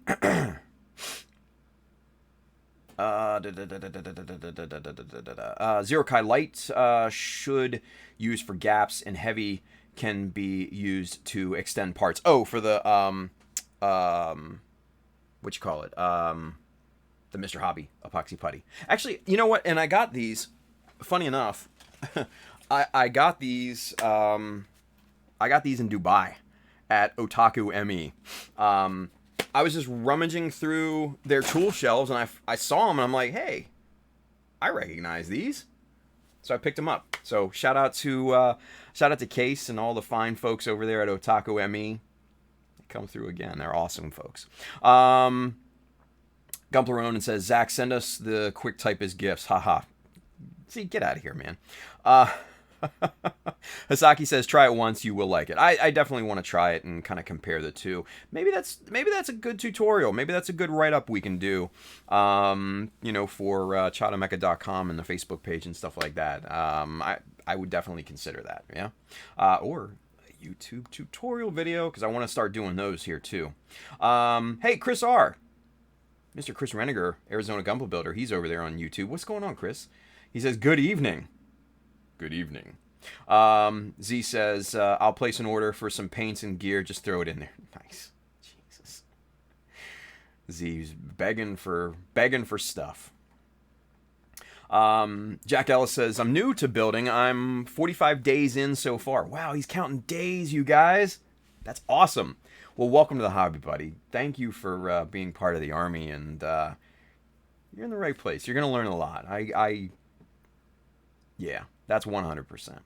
Handren says, the smooth type sucks. The Tamiya, it never cures fully. No, I agree. It's garbage, absolute garbage, and I don't even know why they make it. To be honest with you, it's just.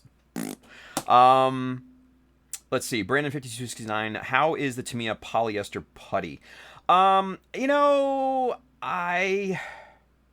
tried polyester putty years and years and years ago, and it could be a mix of not knowing what I was doing, and not knowing the characteristics of the material, along with, I don't know, maybe even the quality of the material itself. I don't know. I think it was probably more user error, and I wasn't really a big fan of it, so I never really went back to it.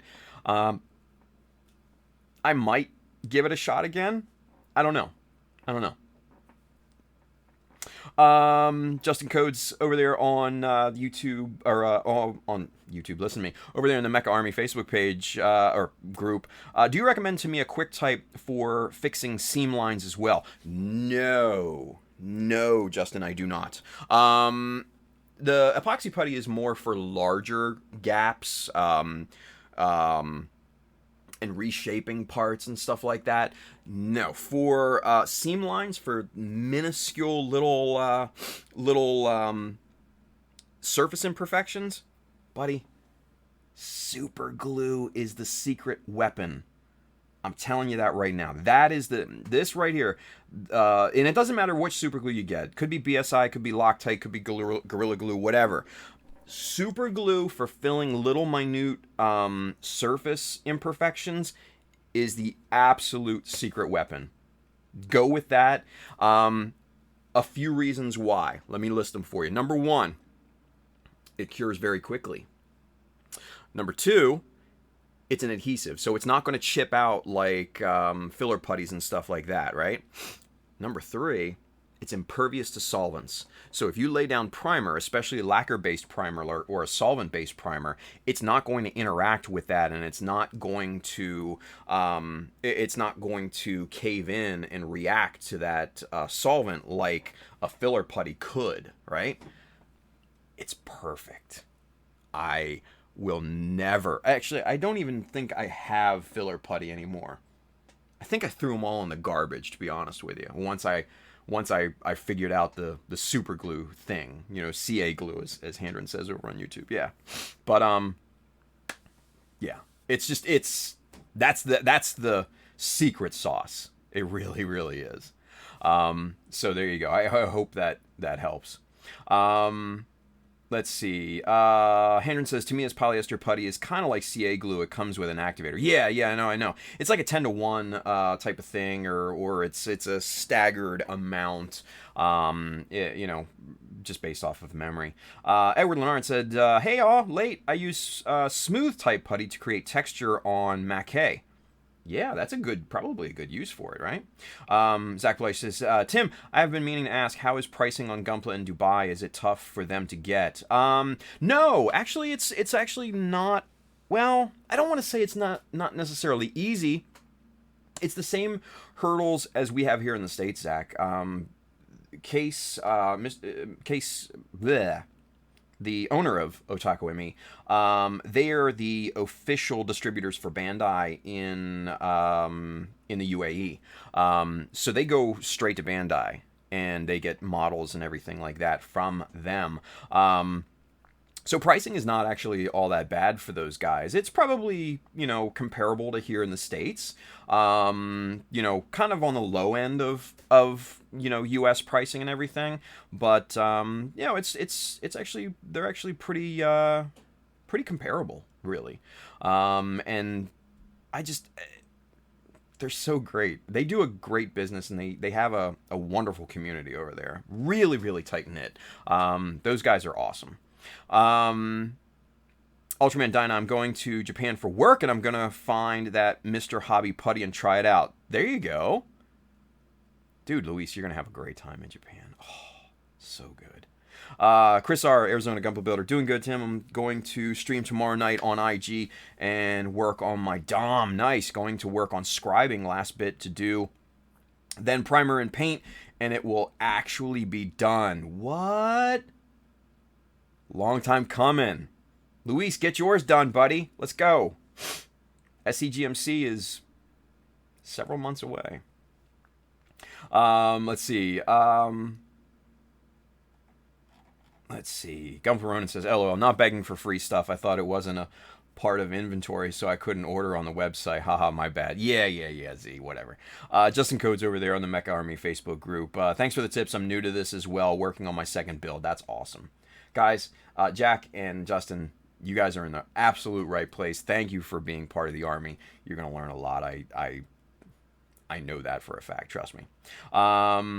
With CA glue and number X7 Blade, Brandon says, he says, filling in little gaps on the Virtue head right now. See? There you go. That's as easy as it gets. Very, very, very easy. Let's see. Zach says, Jashawn, I'm going to hook you up. Look at this guy. Starts begging for product in the chat, and Zach, you know, hooks him up. Good on you, Zach. That's nice. Zach says, very interesting, super cool. The store looked beautiful. Oh, it was gorgeous. It was absolutely gorgeous. Chris R., I think you mixed up Sabo with SEGMC. Easy mistake time, I know. Well, do both. Why not, right? You guys should come to both. There you go. Yeah. So there we go. What? 12:25. We're about 2.5 hours into this stream here, you guys. Look at this. We're running late. It's a good Friday stream, though. So hopefully you guys learned a lot tonight. We went through a bunch of stuff. Beveling, notching, talked about epoxy putties, CA glues, all that sort of stuff. A lot of good overall topics tonight, right? Good stuff. Brandon 5269 says, as of right now, this 144 Virtue is going to be my SCGMC entry. I have the time off already, just need to find a good cheap flight. And he wrote fight, but he meant flight. Good stuff. Chris R., I will be at both already. Have my hotel reserved in Cali. Nice. I got to do that. I haven't done that. Anyway. Yeah. SCGMC is going to be amazing this year. I know it for a fact. Because it's the 10th year anniversary for SCGMC, you guys. Yeah. A decade. Whew. That don't make you feel old. I don't know what will. Anyway. All right. So, you guys, we're going to be back here on Monday of next week. I thought I had to travel next week for work, but come to find out, I don't. So it's going to be a full week of streams next week. We're going to do our 2 regular streams, Monday and Wednesday, and then we're going to come back Friday with an episode of Mechanism, our group build show. If you haven't seen it, it's funny as hell. We cut up and have a good time and maybe even do a little bit of modeling. I don't know. But it's a fun time. If you haven't watched it, go back into the archives and check them out. They're a fun watch. So anyway, with that being said, guys, if you are interested in the dingo hat, yeah, look at that. That is slick. The little offset and everything. It's hot. Go get you one. Listen to me. www.childofmecha.com. Can't even remember my own damn URL. Been a week, right? Childofmecha.com. Hit the store button up at the top. You'll find shirts and hats and all sorts of other cool stuff in there. If you are interested in the tools and materials that we worked with here tonight, there's an Amazon link just below here on Twitch and YouTube. That side, if you're watching on Facebook, go check it out. I do get a bit of a commission based off the stuff that you buy, but it doesn't increase the cost for you, and it goes to help the stream, you guys. And then lastly but not leastly, if you are in need of models and paints and accessories and all that other good stuff, how about some Mecha Decals for you? Sheet 2 is on pre-order right now. Go get you some. Hook it up with our good friends right down here, USA Gundam Store. Adam and the fine folks down there will definitely have what you need. Without any further ado, good night, Mecha Army. Get to streaming in the group, you guys. Come on. Have fun streaming. You guys have carte blanche. Go stream to your heart's desire in there. As long as it's appropriate and on topic, man, go stream in the Mecha Army Facebook group. You have that ability. Do it. All right? So without any further ado, I will see you back here on Monday. We're going to keep going. I'm going to work on this thing over the weekend and probably make some headway on it. We'll catch you up here on Monday. But until then, have a wonderful weekend. We will see you on Monday.